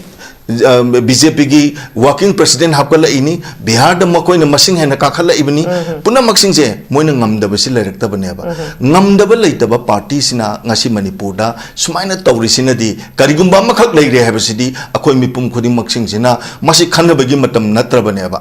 khangada bane ba madu khangna khoi thabak tawragadam ne habai wani da hoji ASANG hai community mayam BJP ki leader amana lakpa matamda aina laiba se masi waroshin amagi lakpani adagi mana laiba sisu waroshin amagi lakpani haidana akhoi ki mihut chingsina khanbiraba asomdagi laiba kangbu dunasu aina satliba se manipur satliba khongsat se masi waroshin jigi determination amma khakaloina na ai lakpani habasi makhalaga de they are to invite ko loina maksing se hojik tawre ba ko kanna honare tawre maitaina ban pangtau tawraga naga degi support phangdro pangan degi support phangdro nepali degi phangdro atopa degi phangdro khoi khaktana sum chong leiraga di madu su yaro habani da punamaki sohjok se change ba adu sohjok to changne nabagi dama akhoi ki elected members sing duna khadadi tobam thu e habane ba ko makoina sumaina sum thinda lerak pase masi sina maram war kanda mipum khuding maksing se hojikti kayam yamna warage ba si business ta failure pa khaktana te ba akhoi masen gi marakta su yamna maron thok to ba lan me am makhak leiribani maron thok to ba lando akhoi na nganguraga yumda lakani phuge chaige kapke tupke hatke adu da toge na mayam harakane ba ko wabdi IDP sing se makoina apik pa relief ke mama khakta leibe wane ba akhoi de achauba relief ke mama de leirim ne ba freedom is not free even in our own land akoina ukrul sa to matam da mahadeva yobudagi akoi sin ningdom po mabne ba ai nahan dimapur set pasi BSF ki Casper duna Shekmai police tagi Casper manung du da hapaga satpada wakan je adum waya ba ko senapati yorakan da wakan je khara fai ko nahan kamjong set pa matam da su chasa tu yena kha ne ba karim ta leibnate adum leiminner ba ne ba ko mafam du da akoina higher secondary school je karai dono no ko kim sa da hangi ba ne ba khangda bani na ko tawri sing se ningdam bai basi leitra bane ba imong khudi mak oji wada ba leite ba ko BP stroke ki oigera sen thum gi oigera senton na bagi oigera amagi oigera imong amata hoji spiritual cancer na da ba leite ba ko hoji ꯑꯩꯈꯣꯏꯅ ꯅꯩꯅꯕꯗꯤ ꯌꯥꯝ ꯌꯥꯏꯌꯦꯕ ꯑꯩꯈꯣꯏꯅ ꯉꯥꯡꯕꯁꯦ ꯃꯤꯅꯁꯨ ꯑꯗꯔꯋꯥꯏꯁ ꯂꯧꯐꯝꯗꯤ ꯊꯣꯛꯇꯦꯕ ꯃꯤꯅ ꯉꯥꯡꯉꯩꯁꯤ ꯑꯆꯨꯝꯕ point ꯈꯔꯗꯤ ꯂꯩꯕ꯭ꯔꯥ ꯍꯥꯏꯅ ꯈꯟꯕꯤꯒꯗꯕꯅꯦꯕ ꯁꯦ ꯍꯧꯖꯤꯛ ꯕꯤꯖꯦꯄꯤꯅ ꯀꯩꯅꯣꯁꯤ ꯀꯪꯒ꯭ꯔꯦꯁ ꯍꯨꯟꯕ ꯀꯪꯒ꯭ꯔꯦꯁꯅ ꯕꯤꯖꯦꯄꯤ ꯍꯨꯟꯕ ꯑꯇꯣꯞꯄ ꯄꯣꯂꯤꯇꯤꯀꯦꯜ ꯄꯥꯔꯇꯤꯁꯤꯡꯅ ꯕꯤꯖꯦꯄꯤ ꯑꯃꯨꯛ ꯁꯧꯒꯠꯄ ꯑꯗꯨ ꯑꯗꯥꯁꯦ ꯍꯧꯖꯤꯛ ꯇꯣꯛꯄꯤꯒꯗꯕꯅꯤ ꯑꯗꯨ ꯃꯣꯏꯅ ꯍꯨꯟꯅꯔꯦꯔꯒ ꯑꯩꯈꯣꯏꯒꯤ ꯏꯔꯥꯡꯁꯤ ꯂꯣꯏꯁꯤꯟꯒꯗꯕ ꯅꯠꯇꯦꯕ ꯑꯣ ꯑꯩꯈꯣꯏꯅ ꯃꯃꯥꯡꯊꯛꯇ ꯇꯧꯈꯤꯕꯁꯤꯁꯨ ꯈꯔꯗꯤ ꯑꯁꯣꯏꯕ ꯂꯩꯕꯣꯔꯦ ꯍꯥꯏꯕꯁꯤꯗꯤ ꯃꯣꯏꯁꯨ ꯔꯤꯌꯦꯂꯥꯏꯁ ꯇꯧꯕꯤꯌꯨ ꯍꯥꯏꯕꯅꯤꯗ ꯁꯦ ꯑꯩ ꯀꯩꯅꯣꯝ ꯍꯥꯏꯖꯒꯦꯕ political leaders while they are preparing for their next election in spite of preparing for coming generation lakadaba mihoro singidamakta rajniti to biram deba makogi moina sarkar pairiba matam do madu hingbangam nanaba amasung lakadaba chahi singdo madu do su moina sarkar paibangam nanabagi rajniti to biram meba adugumba ayam singa duna ngasidi bemana architect haise manufacture or kanda ngasi chakhala ineba yengoba ko hoi manipur ahong badiam lei ko se ima kaithel adegi khogi overbridge adegi di assembly manipur film development corporation city convention adu ada ayam masaya ba ko but aina hajening bam leiba the world is not built either by the construction of road or bridges ko lambi thong khara semba building khara sarakanda prithvi ne haidana proof tobudi tobigano ko cultivation of human beings said that is more important miyob sembi ho habneba miyob sembi bege rajniti duneba ngasi manipur gi miyam na lauri se madudaneba khoina irang ji loisalo hari se irang ji loisalo na hari se makhoina lobi ga daba daito to lobi daba dagi akhoi ngasi thola ine habnida lingjen manataba ama ama tobasi society amadadi kharagaradi loina mami tagani but hojik khoina tawgadabasi karino haitadi delhi da sarkar da khoina hojik lawgadabane ba kari manak tu da leirabau bsf ki manak ta leirabau army assam army ki manak ta leirabau da kapa akanda khunja jing duna kang khong sai dana selbau du da tumin lebam thokpra ba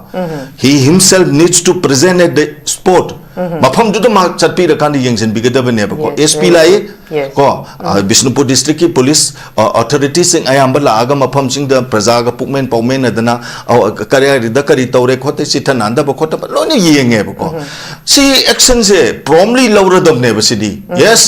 min habije chumme noi access samore noi na tawri ba thabak sidi sarkar se noi gi makha da leibu dong na tawre habise mayam na loi hainarab ne se even anga macha khara sensible khara oibana ba ko Bharat सरकार नत्रगा मणिपुर सरकार राष्ट्रपति शासन cookie की मखा the लेरबरा हाइनरबने बा कोइना हाबे वानते सी मोइने तौरइबा थवोंग सिदा break फाबी गदब यादे न खंगन गदब दो मदुना ngasidi थबक ओइना पांगथोरक्तब दगिदी मियाम की खोलाउ सि लाइबने बा अदुना कुकी गी दि अम लेयबे बेमा याम साथी बमा से ngarang से phagok sakhai torbung de thoe dolai thabida hayeng thokpe ai koktuk ta ngasi ahing thokpe ai or yari pok sorry yangang popi de thokpe ai mogi di ngasai asang na haigi bdo mogi di policy em leyeba kak launa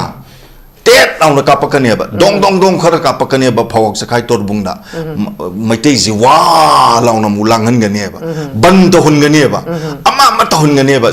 si mogi politics mane ba si adu khoi realize tok ji concept tok je habane ba madu theng na bangam ba akoi su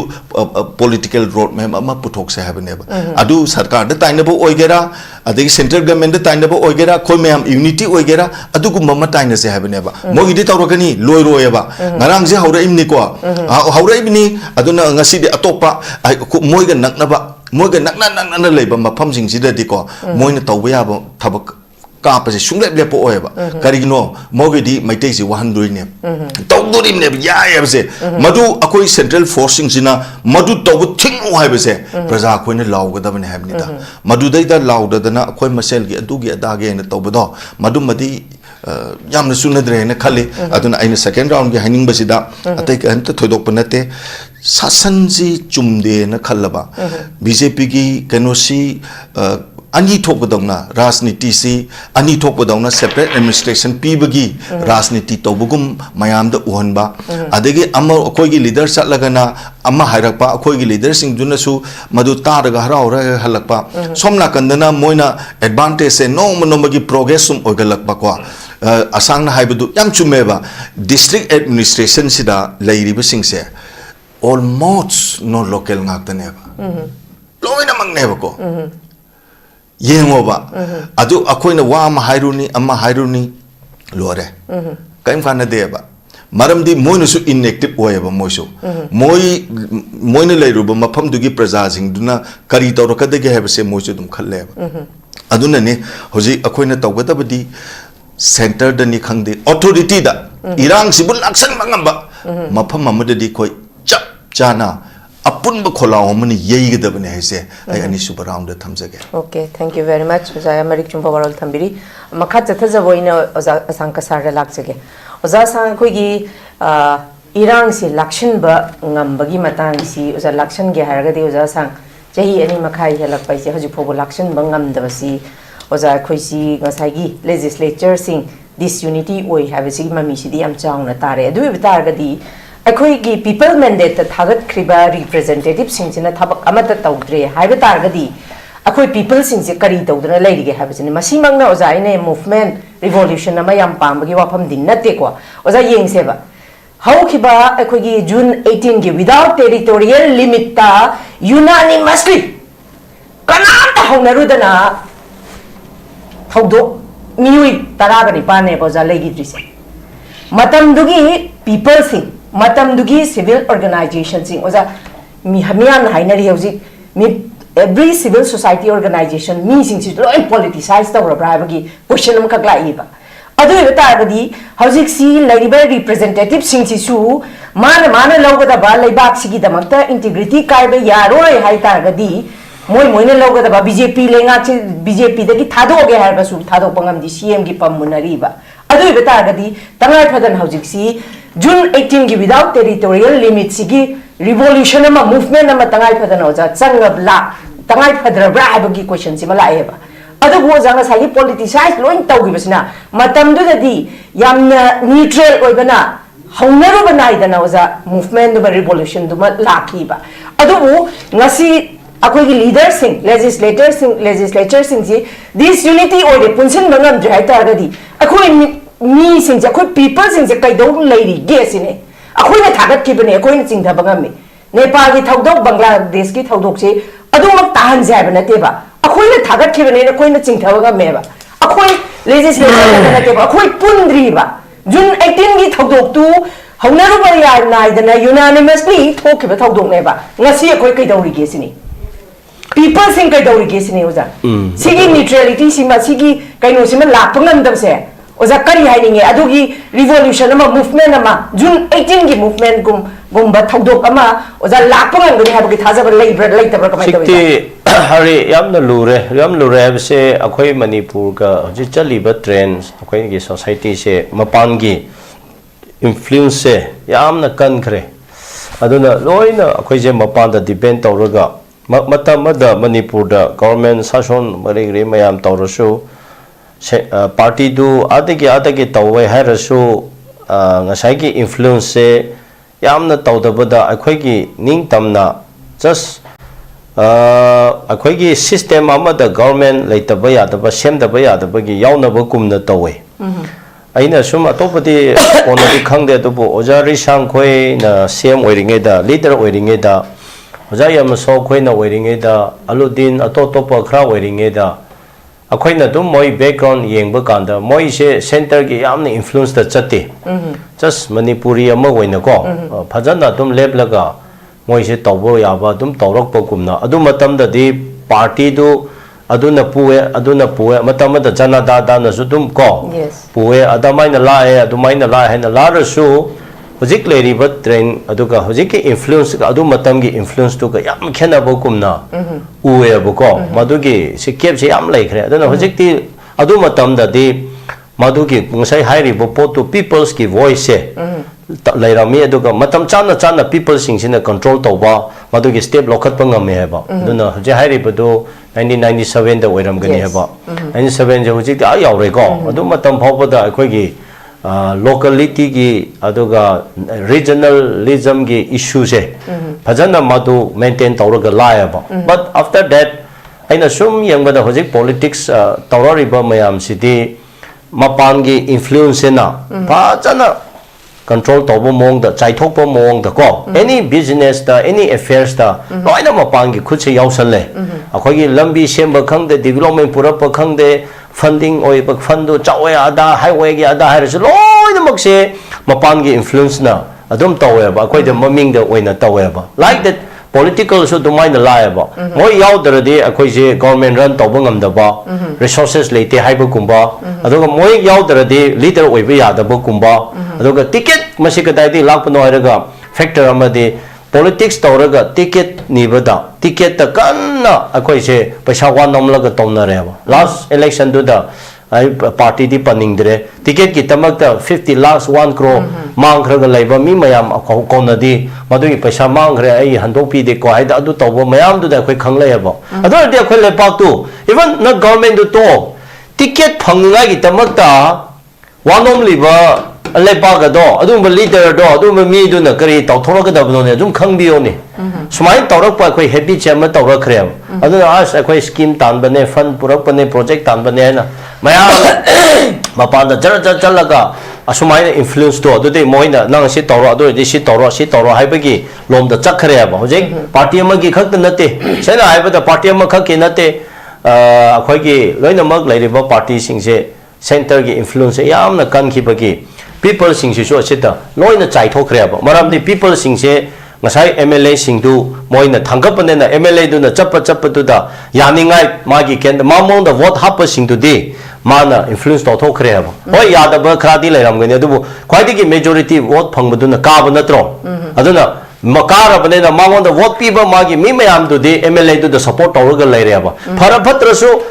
tawdrasu adum MLA na ka MLA bu support tawba makhai du de hoje manipur kendar ma tawi phai hai ri ba hoje ai gi kendar rasu ko sum group kari da adum sola ba tawdar ba khawla ba photo mi na khaw do ai ma tawi phai adum I ba mi dum lai ri ba do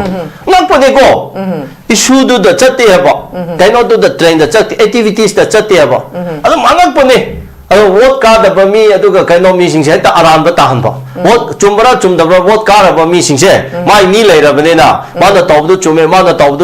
tawri ma thaba tawri hai bulom da chak khre ba son da sai lak pa issue du di akhoi di kaw thok khre ba adu da hoje ki hai ba praja se pangan thop ngam dare ba adu na ne hoje adu tawgni adu tawroi ko hai ra ga praja da heta ani thona u bu du hadak IDP sing na moi ki thamai amna sok na akhoi na chaningai thakningai le da yum da hanjad da na tum pham cha lai tringai da kari ki tama sangai festival taw do buno kun si kak di masi akhoi gi interest da akhoi gi imai yang laga akhoi gi interest yang laga tawbi gno hai ga kan da akhoi tawroi da ba ma le ba ko adu bu sangai festival da tum support taw bu mayam dum thora ya lo na ko sum ki na ko adu ga to pa adu di phare boy ko adu mai na taw se hai ga kan da MLA na kaw re hai te tum la ya ba prime minister lak pa do as hari 2003 May digi hauraga 23 aisu yaw chat pa matam da di akhoi gi Narendra Modi ka lak pase aswai da Manipur se mi chama suga da man da receive to ga da ba ma o thora ga da pase aduna ID May gi kunsi tharta kokomina komalapa ta sinba ka da ai law khura bane waira chapane ko singasi di am nunga hai di maram di mi se hojik ti India gi prime minister la ro Narendra Modi la ro lahu la ro smai ne yam la ro ngasi di pule ko ai na ko issue da ke mi am se kyan taram male na ai di lo thoro me ba adu bu ka dai di Narendra Modi la pu numik to kanga do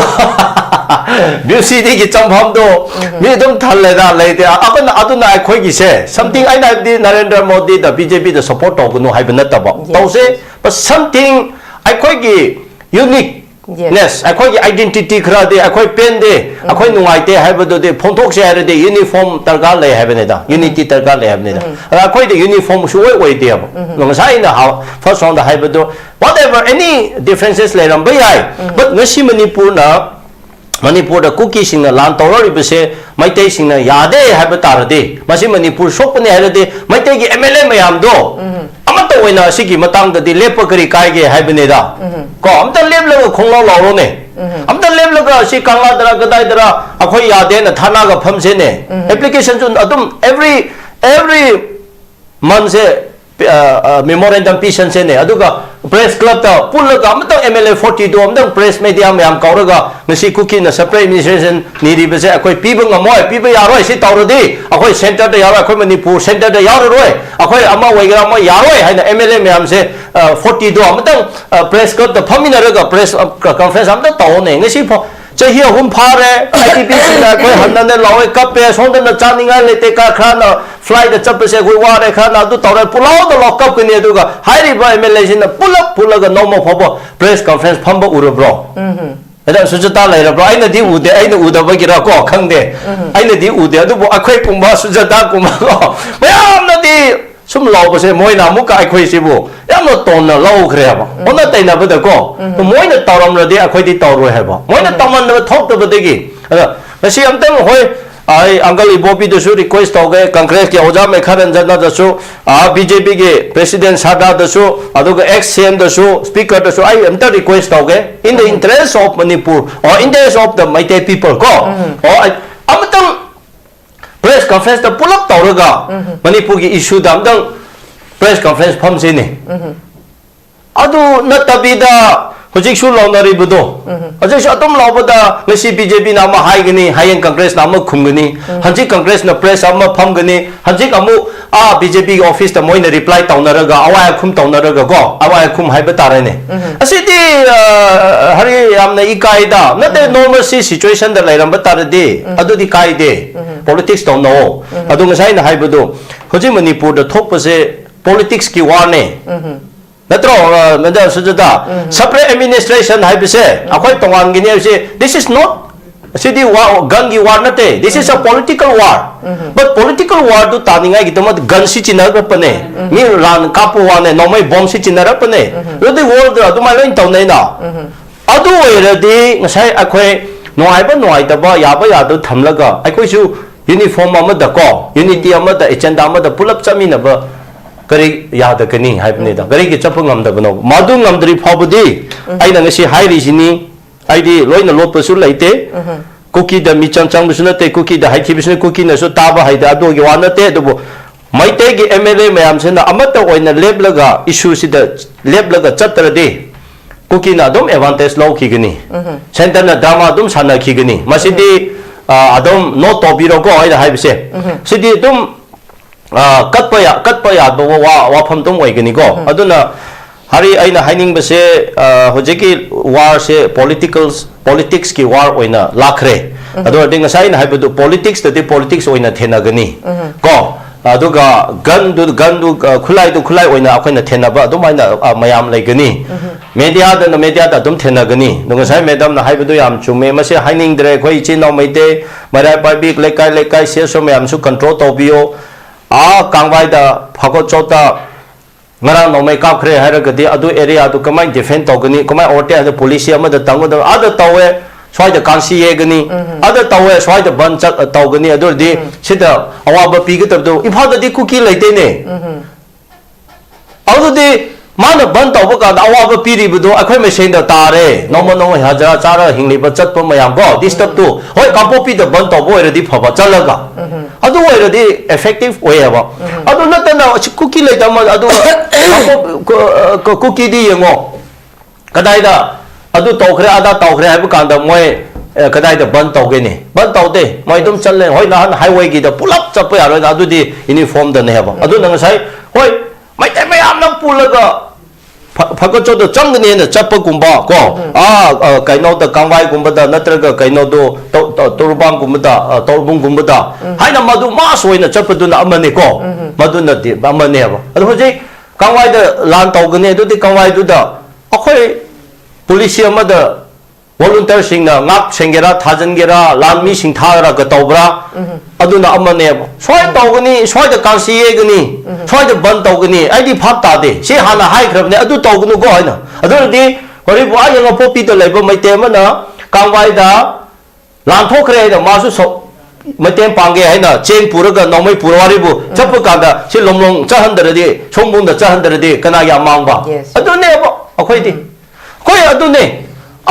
kaino da kariya ba hojiki chura chambu gi nakna ba phaba hojiki nate kokwa gi ko wari bu manakta parallel the land head tawe haraga akhoi ukhul lambi chappa yadaba kumba sidi ko hoi issue du tongale government nahan governor da manipur thaba yade na adu kumba tu di ko tongale adu kumba tu di ma soina akhoi adu di yade na mayam protest tawba rally chappa ban tawba du di tawse ba khoi si yawna adu gi issue di tongale ba to no me kap gi issue si di tongale ba madam sujata ko hapta no me kap si di mi bu lan tawbni ne ai na nang yum no me kap la raga nang na retail to no oi bu no me ka la ra le kai da kan si ere ga tawbu du na oi ga da ba na te ne adu di no me na han ba ta ba ni ai na hai ri se nang yum no me kap du nang no me da han ga ni ya ba adu na no me kap khe na le kai da law bu du di mana hena advantage law ha ba adu adu ga le kai da adu di nang yum da lak ta ni ngai du nang defense to se ba volunteer thambra no me pa guard thambra anatabi ada kansi yaraga ban tawdana thana tawdana lairadi angakpa khoi se ko aduna masi gari haigni valley da khara mase communication se kep ama chauna adum laiba kumna uwe adubu ai yamna hainingde lan sidi emotionally chapa yade yes ngasai gi issue do manipur state haina thaba yade haiba kumba adugumba da thana tawkanda emotion na tawbuduna amane go do sigin no mai kappa mina politics war tawbu kanda de ko emotional duna chungoi oiroi ngamoi dan ngasai na politics to politics na ngakpa tai adu na ngasi cookie na kangkhali ba moina united oina lepa se ngasai MLA tara se MLA tara se amata oina lepe haba MLA se kairam da tarade hoji moisu unite oi banga mo haba MLA singse ngarang do haibu phabu da hoji reply pi bangam de to chumna party na kawbugi yaw jabu wani akhoi adu du leite na thorakani mamang da so hakum last year da so home ministry na kawraga haba akhoi di chumna ko khoi di adu yade adu akhoi di pham home ministry na kawbugi chalubuni adu ada haina dum reply pi na ro na han so dum mangai government semba da khoi yaw roi ka haina tawdana dum adu united oina lepgi masi cookie se phajana strength se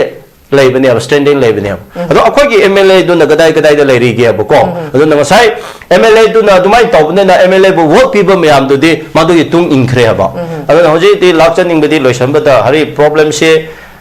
manipur se mapan gi influence tawraga tawba se handak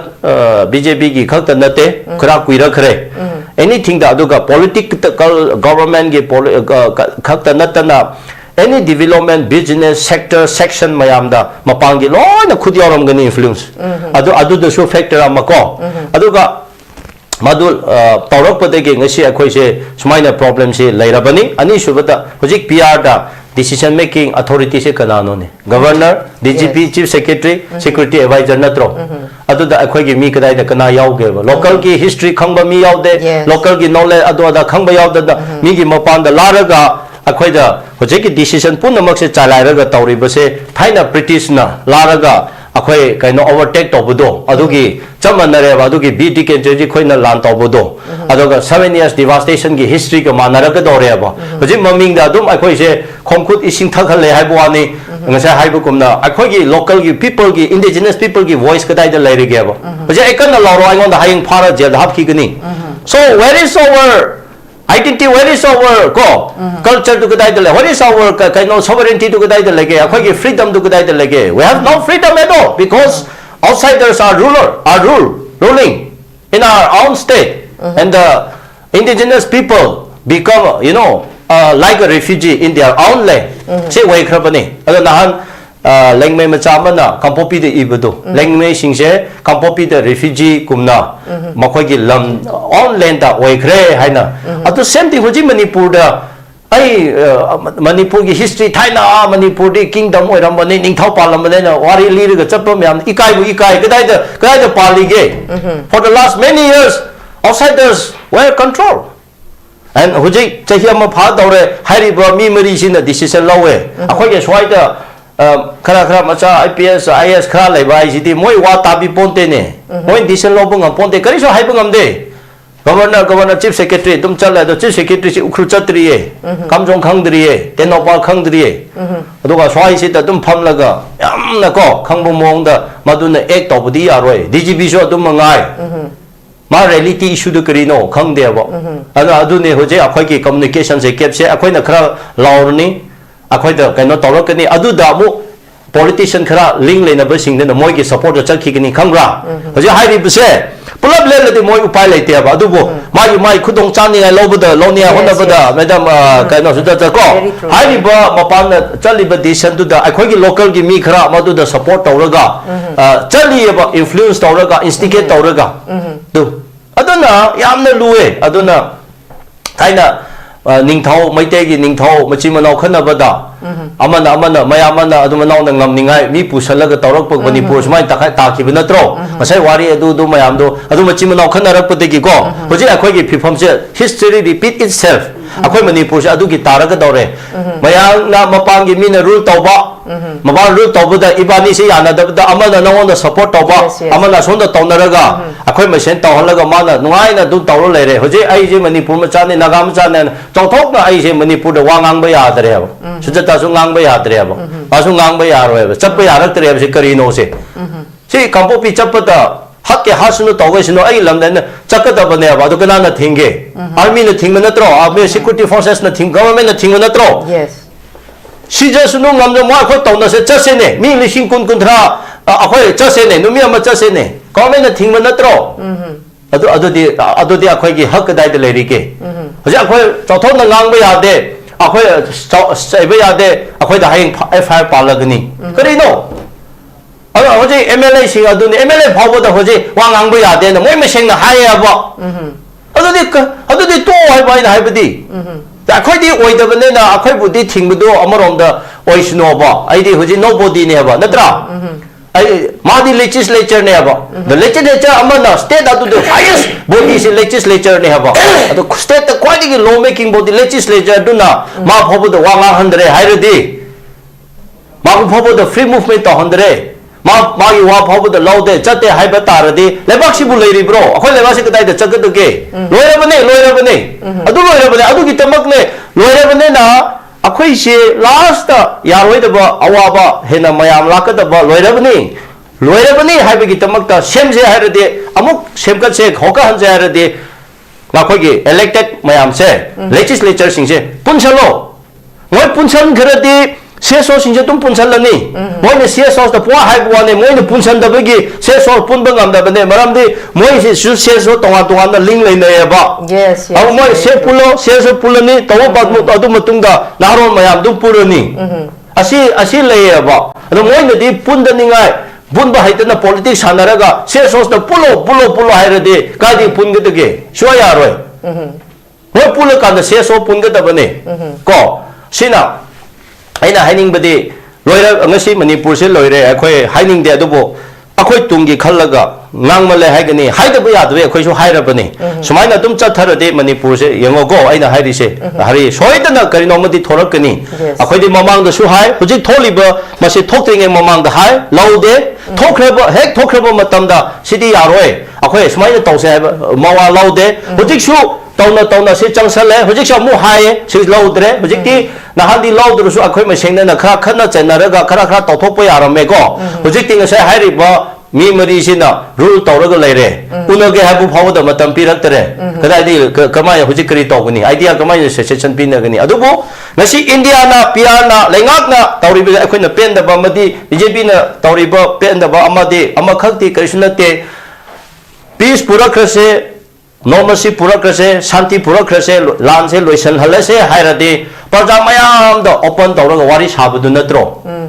ngasi kari step local lage ngasai na haibadu naga sing da su kauraga wari sabal leite se so mayam da su kauraga ngasi governor na peace purane wari sabal leite chief secretary na su sade aduga government na su tawte central leader su tawte adubo irang tho protest obu ka de nan sujata koina manipur state thabo yaro hai kan da di governor na kawai go adugum irang da khakta wari saba si airport gi magi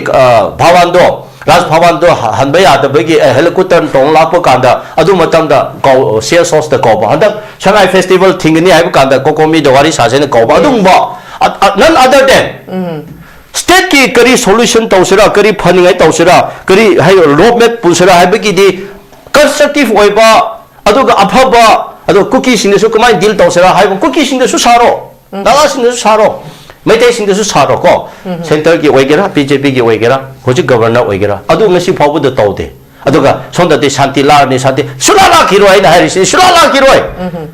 ngojing ngarang do irang hojik ti escalate amu haure ko provo to bo haure kadai de la ka da bono hayen je mu kapo maite ma siro wari bo kuki ma siro tumina lai da banate hojik ngasai na haibudo malem thongam maite cyclist to ma kampo pi lan ba yaro hai se luro bane pithibhi da luro bane all the delhi the loin india gi samas loin ma pham da chapa yaraga kampo pi la pa da chapa yaro hai ri se adu di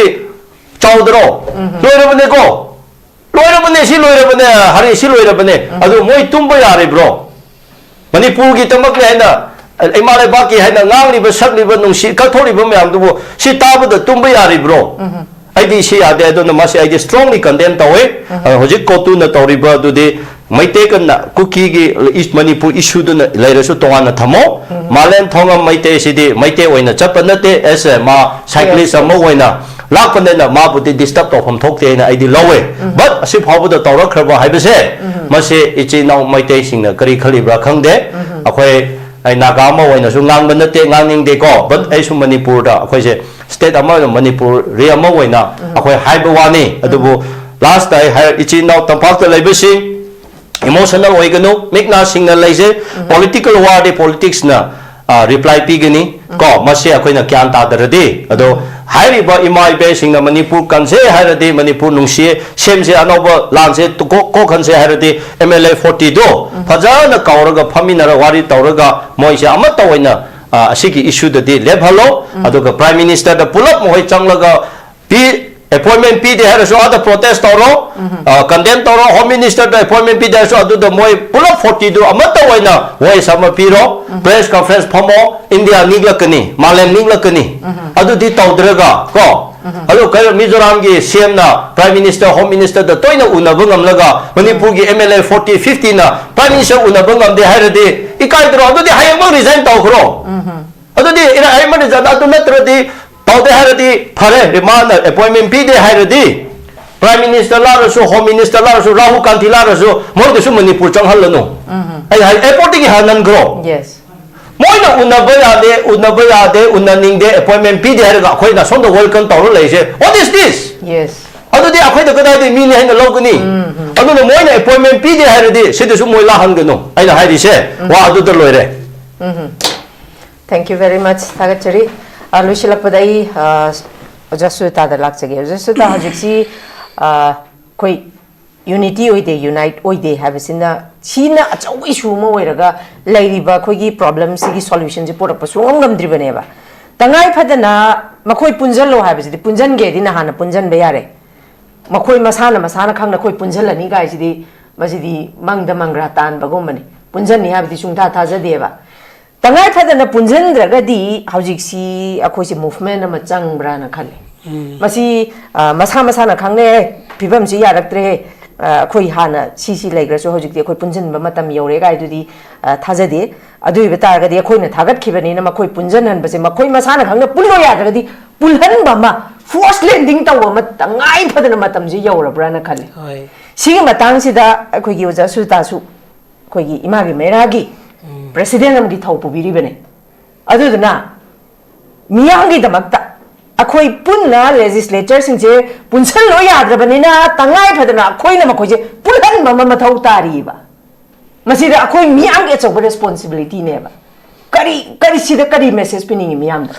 Hypet Madugi Tarak Nabagi form the Hypet may Miyansi ko and however to the Nebeton. I want to sing the god. According to the say, May 30, 2023 Gilansi Horeko, Adu Matunda sentence force Mamma Tajale.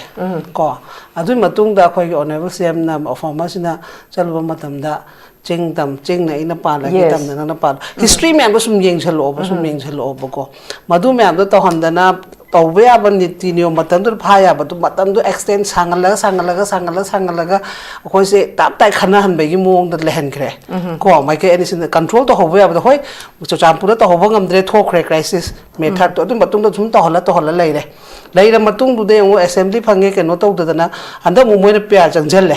Cool deep guys here, security by Sikan Quirigima. फमैसे माचे मादी लान हेक हौबदे लेरेनी DGP लान हौबदे लेरेनी ngasi bokta moi bani se phana hoi governor amasung under ki chief secretary moi nauri haraga su moi bani di in detail history je da moi di khanga ba pone ba aduna moi gi agenda se akhoi na khang da ba yadre ba ko aduna sigi politics myam aduga hojik na mu akhoi former chief minister su phanam hairam baduna makhong na thongna na han chatlaga moi gi high command de korok padana moi myam manari ngai du da wahi phong to pangam di du na kari gi no haiba akhoi gi sing da su hang ba mathok ta ba lai ri mla myam du da akhoi na de mito miran chani na ko terrorist adu da myam am haire moi na noi ma sen nusi no so tha do ani du gi ason de pire ba answer du ga akhoi na sida ngang du ga kam difference lai ge du yong ba adu na manung gi logic se masi ta seng na phongdon ge hektar ga di lai ri ba akhoi gi mla sing se hojik assembly gi da dissolve to bai wani sa ko no da assembly chang ya da bai gi wani ko asida kai ki pass to bai da bai wani tabudo mu MLA amam oile banina hoje khoi miyam na khanga da bse makhoi sibu hana kau tho kanda achumba center na tawri base kari no noi na sana power le noi hoji noi MLA kano khoi government sem ge su ya basu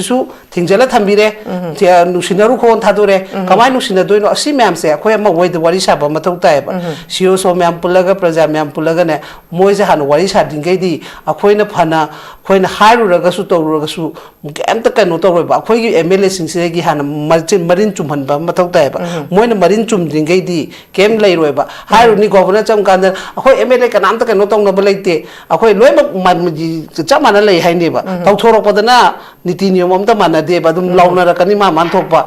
na mu hairo kin ga laudro kano de khara changa pa khara na ta ba du moi gi nature phato adu ain hai du moi nu sinadra ga media uthok pa dei di mi di loksing hai gre yengna ba kugi na su hai gre khoi da si yekna bane khan ba moi na su ngam gre center na su madu dei ne ba khangai myam se moi na khan ning ba le su phan da pen da ba le su manung da to ai kya ra dum haidra media thok pi ra ka non handak mamang de yong tu 24 gi chakko ba gi matang handak ki da su tong na ri myam de akhoi di ishan isabu expose to jara loi le ba khoi MLA sing se adu na mina usit pi dam ne ba adu na mina ngasi phida tha dam ne ba khambra adu tha han da ba ha se akhoi gi adu na ni adu na lai ri ba praja lai ri ba sio na khoi na phada se de khona ra ga su conclusion se khara wa na thokani akhoi na ILP gi na tongan ba step amani ato padi tongan mane asan rifle lo thokai du step tongan bane ba du din na tra si di pura kaino ma da sanar pa po ni na si yengo hai po da ni piroi na di mo na chinda hai ba aduga sonda di sum kano di sum chanjala isini yung malem thongam do ade ki tatai thora ga mate khara sidagi ne ba mayum da sangam da ma huji ko ngong na da ma Facebook ta thaka ta ngang lai re welcome to manipur ha ba mafam du ma lepa ga ne ma na lai ra ga huji nuai ta pa tawri se atop state na faja na tawbi la bihar da gar kai da loi tawbi re mem de asam da nak na khar ba asam da bo ta tawri mem du ne ba nagaland da bo tawbi re aduga maram dam yo ra kan du da panthung yorom dai da sum ba to pa da na hayeng kari thoka da ba ai na hais angang su dum pa khala ma du ne Modi piece की शांति की लाउज बचा चे बने बा अमत की voice ले बई नते बा मादी एज ए मार मणिपुर मचाम ओय बई साइकिलिंग तो चचे रगा मा मणिपुर शांति ले हेन बा हाइजे बने बा मोय की सुखै चप मानै ने बा सिदै सिदा हायें गवर्नमेंट ना फजना प्रोटेक्ट तौरगा कोतुदा करी की दमक नोय सिगी हकसे लैनि नो हाइबा की मोयना वारी सानाबा मथौ ताय मोयना सानादरगा दि हेन problem amma su thola kane khoi governor sungai re chief secretary sungai re ko sidi athupa matam ta court tak su mai thog gadam ne ba ado thog da ta ra ga di tohon ge na toholak pa gi pot amma sum yaw re ba center gi masi ai nai jai sine khoi MLA sing hoji pu de khoi gi kana ke hai ta re khoi gi sinja mai gi kan ona di khoi MLA khem chana di hairi sai is the party adu da thina da bi da lai ri ba MLA me amna amutang punmin na raga mathau dang to ba mathau ta re kai na di hairi adu bu ke amna pangtho pangam doino ngamoi doino maton da mai nai da bu di phongdong na ba aduna moina su du mai na pa ma lem ni na praja miyam su manamina raga amutang khoina thaina khoi cha singa kano da kangla da to khibu do adu di phajana kano di hodare do ga su handak su amutang ko pulan ba ma mathau ta ado pulan bana mathara gi thamoi de tholok ta dem ya ro ne ja du su yam lu doi se atang gi darma to ge ha sa kalu ra ga loi re to ki phibam ta budi ado yam lu ra bani hujik se phagi ni yamna critical on imaginable sing su koina to ga da thaudang ai isa de gi ching na ko history me ga sum khalla ga tawrei ba moina lausarai ba moi gi chatharai ba niti ni tum gi vision se khoi su usalak tarba gum bam da leira bani ko masi khoi check selok da ta di sai da ai gi mai gi mi gi adu gi adai gi na khaina leira ga di ko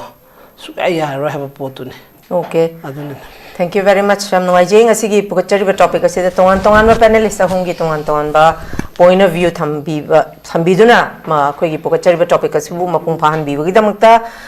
khoigi panelist ahumapbu newtv mai kai dagi amuka na thagat pa phongdokchari loisilakpada tongan ba panelist ahungi warol taraba matungda hojiksi khoigi disunity khoi punde habani legislature sing punda bagi wari sidi ngarang nan gi wari na de punda baduna maram or kanda ngasi phoba khoi chahi ahumbu sujal kadoni me da chahi hum surani adu taradi hojiksi gi phibam sida lai targadi punriba MLA si makoina masana khangna pullo ya raktragadi punna bagi khoisu road map ama miyamna thagat khibanina khoisu tangai padana ai gi responsibility ai gi initiative chapchana lobam thokpra haina khali tangai padana khoi gi legislature singsu masa gi sudya hogibeda kayama yengraga su hojik leiba tanpham sidadi phibam sidadi leiba ke khoi integrity si kaihal loi manipur machet tahal loi habetargadi tangai padana khongpham khitang handok piraga khoi manipur si kaidana bagi damakta khoi tangai phadana leiba khoi gi legislature sing si punba matam yaure legislature khatana tana khoi people sing su miyam na hek politicize tawi habase masidagi hitang dapthor kanda khoi si tangai phadana awonba mapurakna ba khoi gi chapcha khoi gi khongthang ama movement ama lawmin bagi tangai phadaba matamdo yaure hajabagloina nangasi yoinedi miyeng tabiru khwai punam ki maphamdagi kainen ba ya thangni jari till then take care, stay safe and good night. Class 12 amasung graduate loiraba mahiro singi damakta Germany da hospital program tamba yabagi khudong chaba pisari hairiba program sing adudi ahanbada accountancy hairiba stream asida tamnabagi damakta commerce background leibaga loinana 60% fangba oigedabani ani subada hotel management hairiba stream asida tamnabagi damakta any stream da 50% fangba oigedabani ahum subada electronic engineering hairiba stream asida tamnabagi damakta physics chemistry maths background leibaga loinana 60% fangba oigedabani mari subada mechatronic engineering hairiba stream asida tamnabagi damakta physics chemistry maths background leibaga loinana 60% fangba oigedabani manga subada construction engineering hairiba stream asida tamnabagi damakta physics chemistry maths background leibaga loinana 60% fangba oigedabani taruk subada automatic mechatronic engineering hairiba stream asida tamnabagi damakta physics chemistry maths background leibaga loinana 60% fangba oigedabani taret subada electrical engineering hairiba stream asida tamnabagi damakta physics chemistry maths background leibaga loinana 60% fangba oigedabani nipan subada medical technician radiology assistant MTRA tamnabagi damakta any stream da 50% fangba oigedabani mapan subada medical assistant amasung tara subada nursing hariba sing asi tamnabagi damakta 12 natraga graduate loiraba singna apply toba yagani loinana hariba program sing asi tamba mahiroi singna thagi oiva stipend listing 100 dagina 1 lakh phawba chahi ahum phangani loinana 100% job guarantee in Germany da oigani loinana 100% education loan to support tawjagani akupa marol gidamak 7005063196 ta contact tawbirau Riyadh ki private hospital ki nurse ki ahangba vamsing kawi ahanba round ki interview November ki tang marida pangthok jagani yamdrabada chahi ama experience leiba oigedabani experience leitaba miyoi singi oinadi recently work tawba hojik thabak tawba miyoi singna apply tawba yagani accommodation amasung transportation khudingmak free oijagani maigi thakna BSc nursing loiba natragana post basic BSc nursing JNM natragana diploma in nursing loiba oigedabani thagi oiba salary listing mautra dagina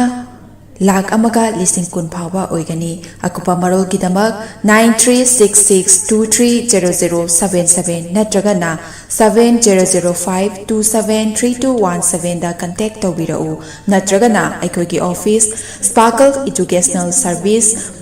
Northeast Window TV Building Hata New Chekon Road da lengsin birau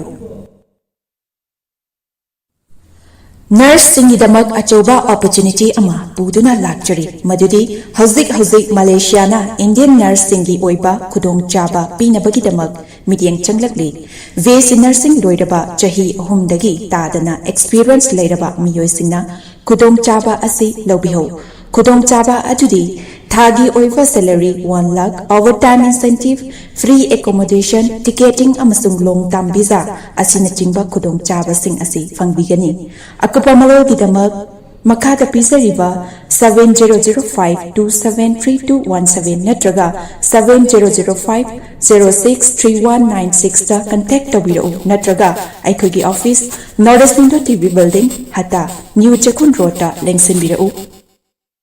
Hakchang phana thamge hairabadi iramda masimakta laiba khwaidagi pharaba hospital singi manungda ama oiriba Babina Hospital leijari mafam asida thajaba yaraba amadi sel yamna changdana specialty kunhen badana layeng bagi khudong chaba pizari pediatrics cardiology cosmetic surgery amadi specialty makal makha kayada aikhoigi specialist singna marik chumna thawai hakchang yauna layeng jari aduna state wangda mo kari gi chatlugani aikhoigi manipur da su hojukti awang mathaki healthcare fanglabada matam mangan biraganu sel hena tingin biraganu aikhoigi specialist singdagi malengi apaba thaki layeng patapiyum pam oiba service lobiyu Babina Hospital where hope meets compassion akupa marol bidamak Babina Hospital Sajiwa Jail Road Khabai Soi Imphal East Lengsing biraku natraga aikhoigi phone number 6909390666 ta call tobiraku